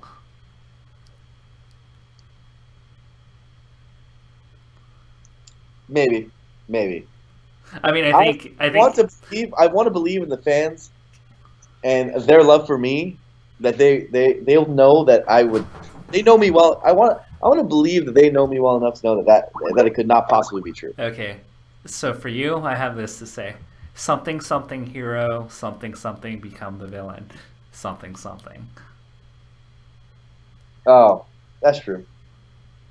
I could see a world where, actually, you know what? Maybe I'm just being an arrogant piece of shit. Maybe I have like, let's say in a world where, yeah, it could happen. We're not immune to it. It's just unlikely.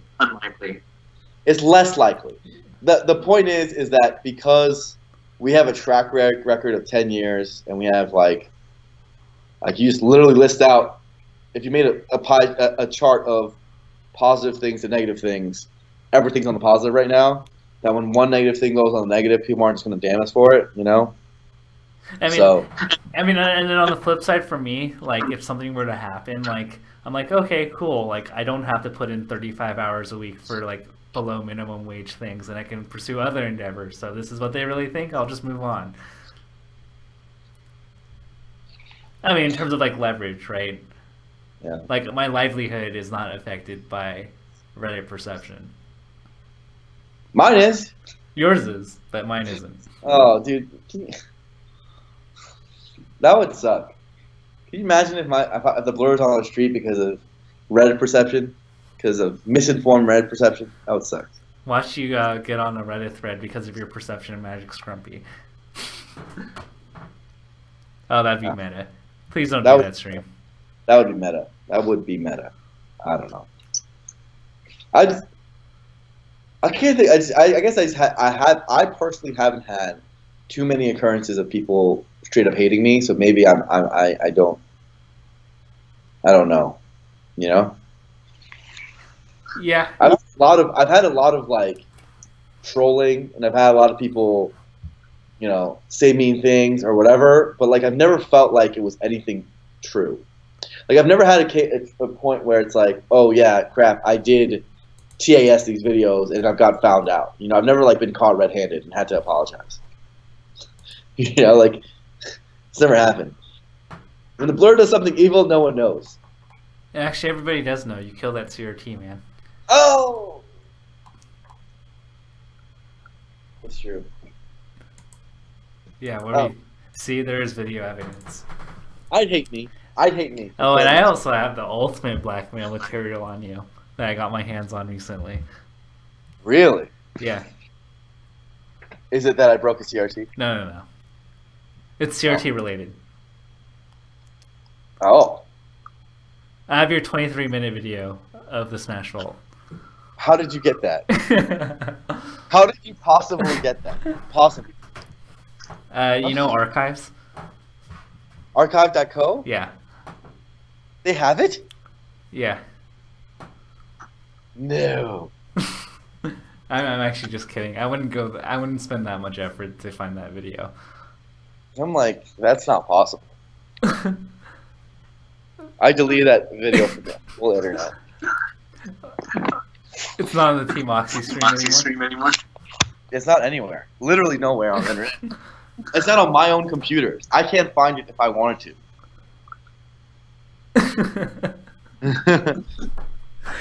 I can't believe you played that video before Grand Finals. It's a bad idea, man. I made mistakes. But it worked. It ended up getting the Smash Vault and let us have setups at Evo for the next 4 years. So you can thank me later. So thank you, Cameron Thomas, for the $3.49 donation to Lecky. Dude, that was... I feel like there's somebody out there. Can I say something, by the way? I'm seeing in the chat, and I've gotten this comment before by a few people and say that I have a few mannerisms that are similar to Mango, etc. First of all, there's two comments I have there. Number one is what people don't understand, that literally everything that Mango says, people find funny. Almost everything, right? You know, like all those catchphrases are for the most part invented by his friends, and he just takes them on. Team Beer wasn't even made by Mango. You know, it was made by Grace, who then took it and then repeated it on stream like 100 times, right? Do you guys think he made up Banger? Do you guys think he made up like half of that stuff? No, like none of that. He just like popularized and is really good at making it catchphrases. So what if he actually has my mannerisms, and you guys just assume it's his? What about that? Well, what if it wasn't catchy until he made it catchy? Sure. But I feel like I get that comment enough. I'm like, guys, I think it's similarly the other way around. He has my mannerisms. Mike Ross Scar or Scar Mike Ross? Exactly, right? So, anyway, so that's, you know. But second of all, I also think that, yes, I've taken on some of his because we hang out a lot. Like, whatever, man. Screw you guys. Dude. Well, to be fair, Mango can sell ice to Eskimos. Can sell ice to Eskimos? Yeah. Oh, okay. I like that. Yeah. All right. Let's see.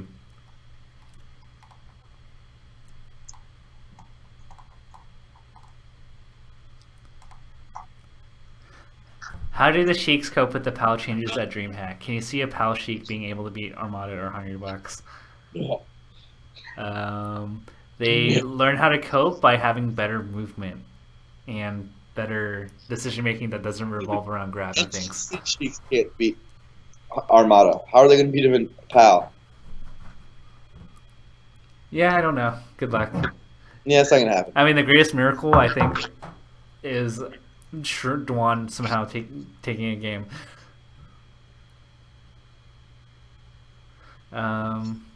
What do you think of New England's top players? Crush, Mafia, Slux, Zozo, etc.?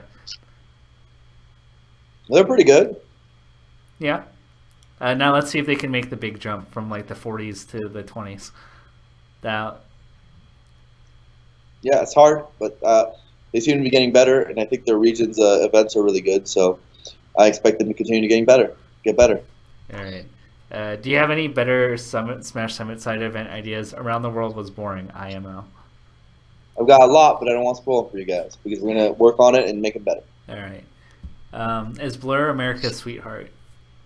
No, he's America's stud. Ooh, Tafel, you know exactly what to say. Alrighty. Are any of the top players left-handed? Do you think it makes a difference in Melee if you're left or right-handed?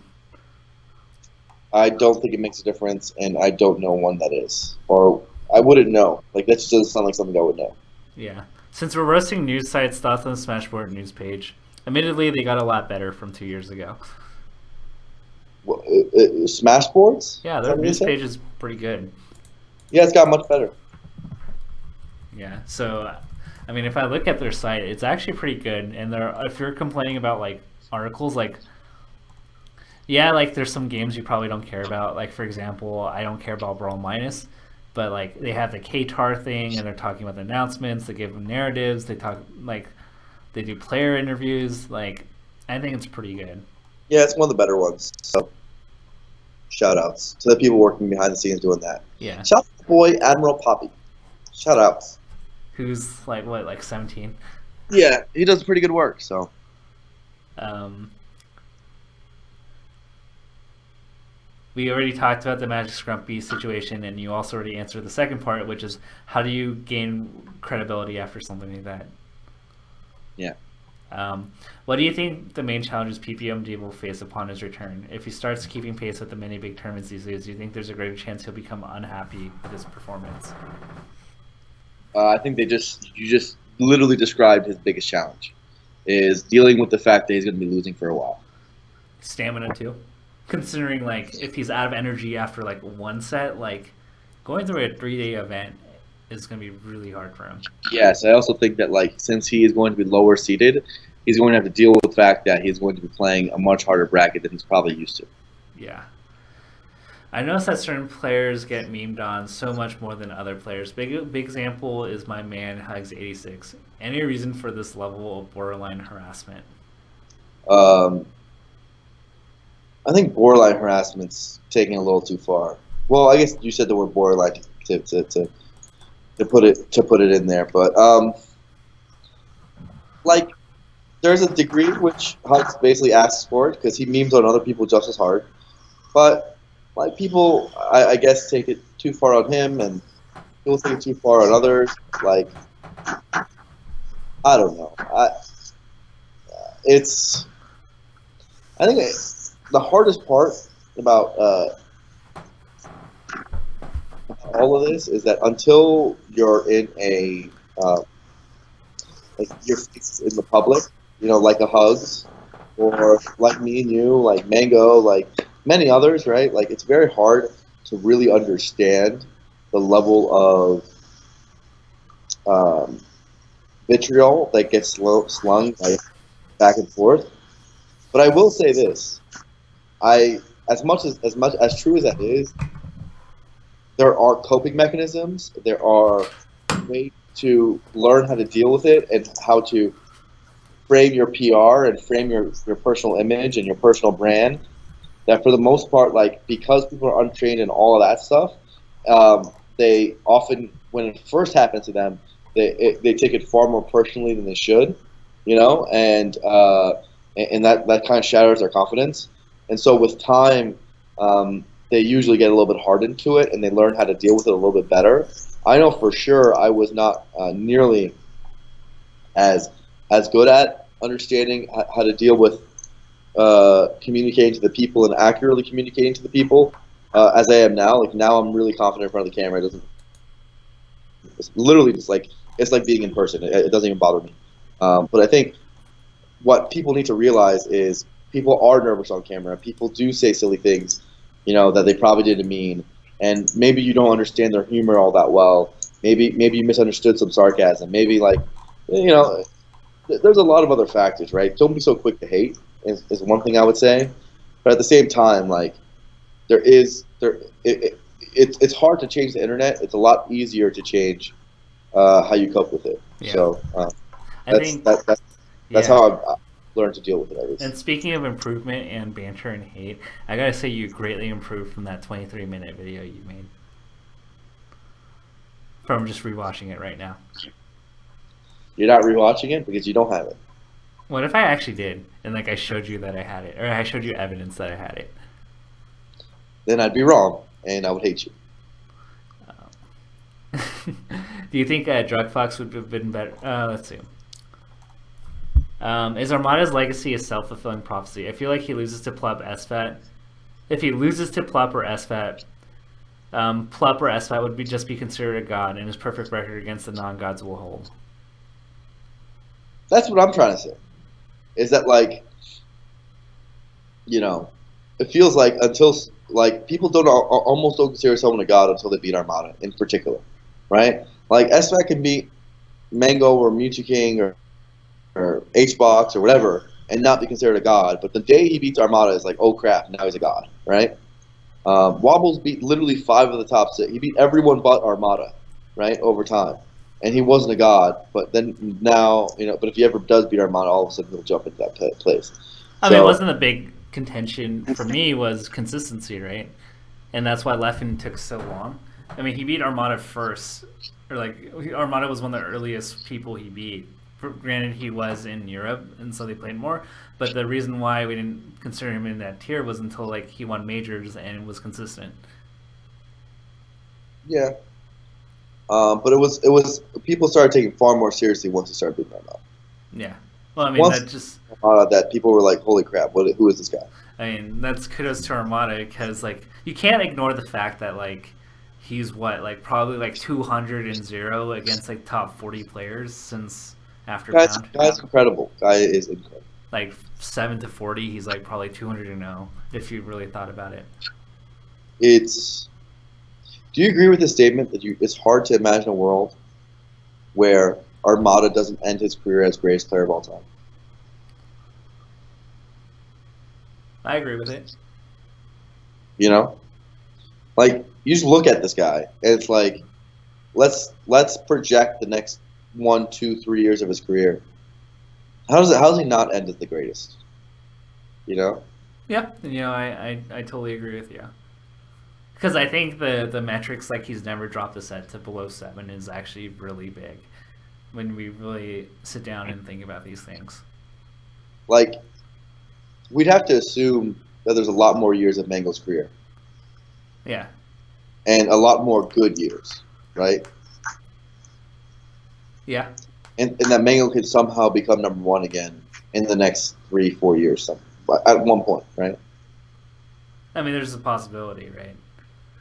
There is a possibility, I guess, that Mango still ends up as greatest of all time when Armada hangs it up. But to me, you look at the trajectories and like what Armada continues to accomplish over time. It's very likely he's going to end up being the greatest. I agree. Let's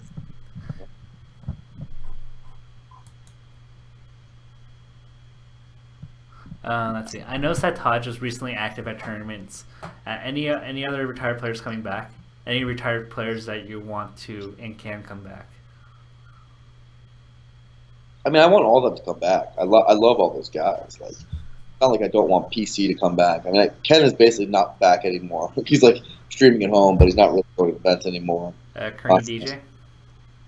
Korean DJ. I mean, obviously, I want them back, but like, mostly to hang out with them, right? Like, I don't know competitively necessarily that they'd end up being able to make any waves at all, right? But that's fine, right?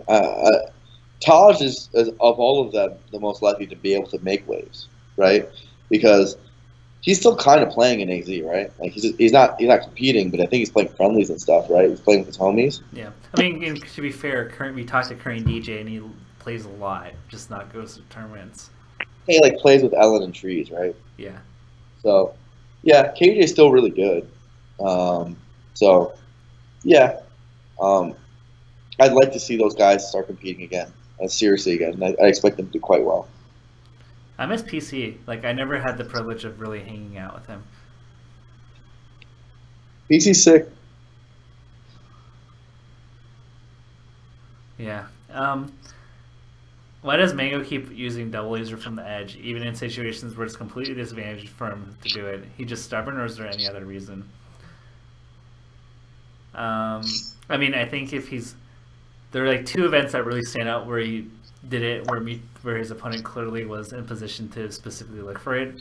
I can think of EGLX and Smash 7-3. And usually there are certain tells that tell you that Mango's not thinking. And that's usually him just aimlessly running at his opponent and double lasering. And coincidentally, we saw both. Yeah, sometimes that man gets lazy. I mean, if for people that are saying like I'm drawing for Mango, like I don't think saying that Mango sucked at those events is a John. Like it literally is Out of John. That's actually the opposite of a John. yeah.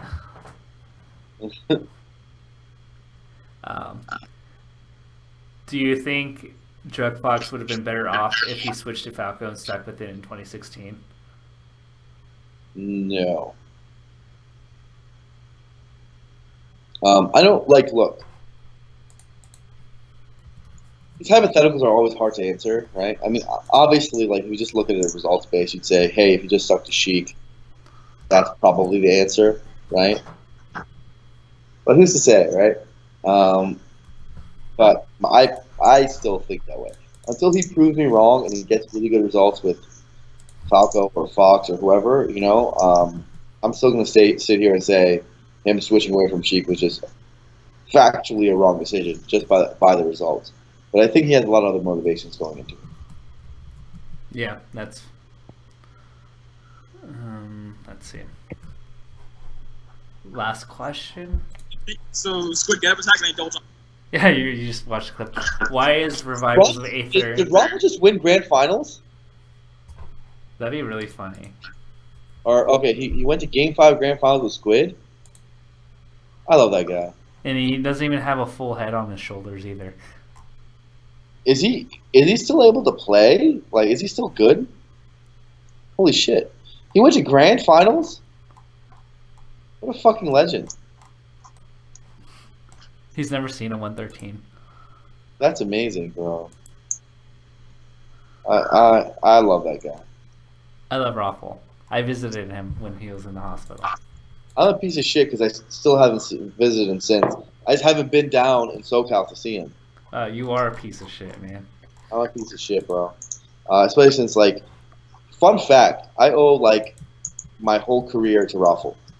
Raffle is the man. Like, he gave me a lot of opportunities early on that I otherwise wouldn't have had. The first KOC4, when the venue was getting shut down, because the old venue was trying to dick us, he introduced me to Red Bull, who helped me get that Dave & Buster's venue last second.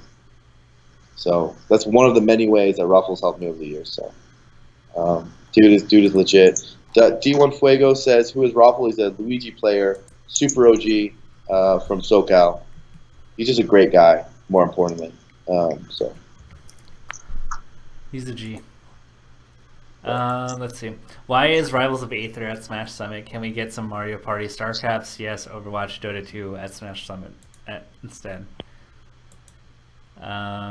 I mean, a big reason why is because, you know those codes that we use to fundraise? Like, they contribute a lot.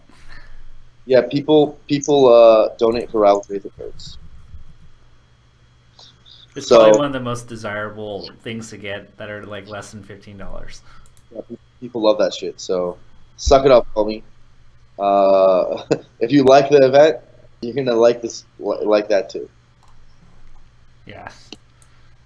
Alrighty, and that was the final question. All right, that was a lame final question. Chat, give us one more question in the chat, and then we'll sign off on it. Oof. It's probably gonna take him like a good minute to You give us a good. delay.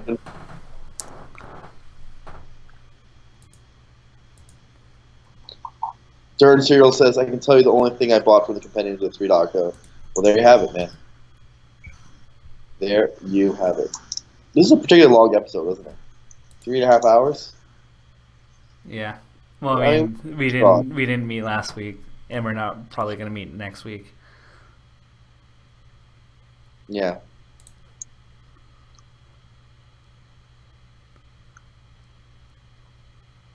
All right, you can go ahead and pick. Hi.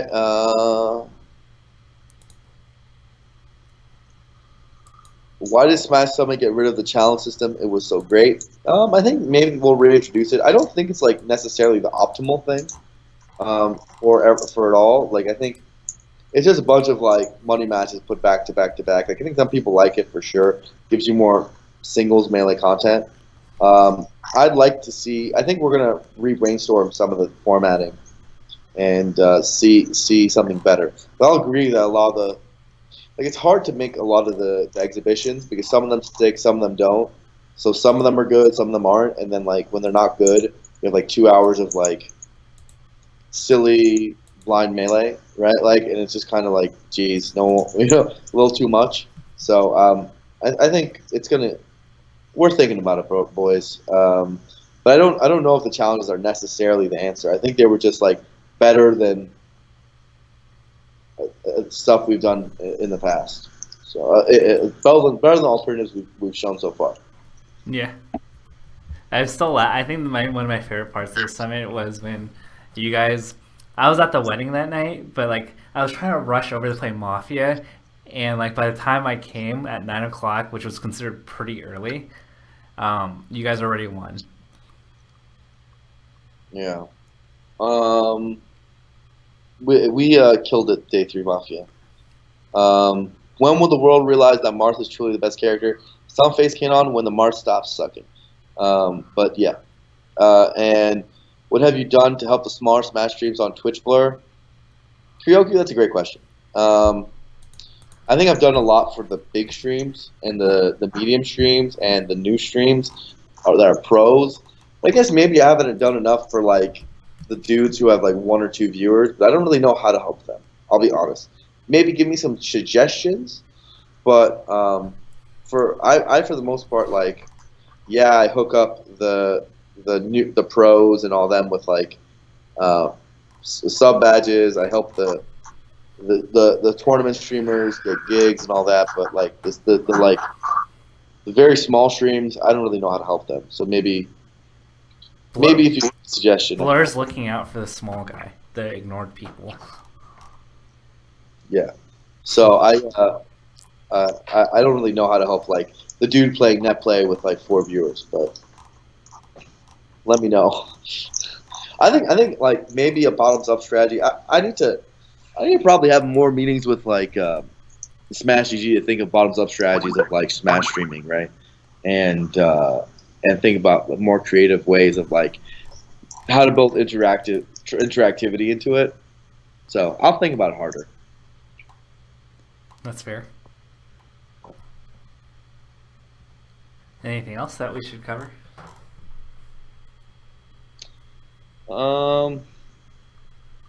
Blur, how acceptable is it that Mewtwo is the only Marth that turns FD into a near fear win? It's absolutely unacceptable. It's actually ridiculous. I actually feel like I'm better at chain grabbing than some of the pros.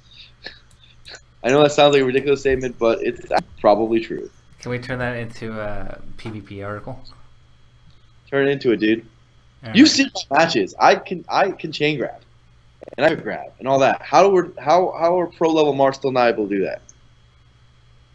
But then again, I actually spent like when I was trying to get better, like hours on it. Like I actually like grinded it for like 40 hours, right? Like just sat there and like tried it against the different DIs, but like a few years ago, and still to this day, my muscle memory lets me do it. But maybe there's something I'm missing. Drug Fox is pretty good at it, right? Yeah, he learned it probably the same way. He probably just sat down and learned it. Like, but you have to grind it for like 40. You have to actually sit there and do that for a very, very long time. And I know those guys have not done that. That's fair.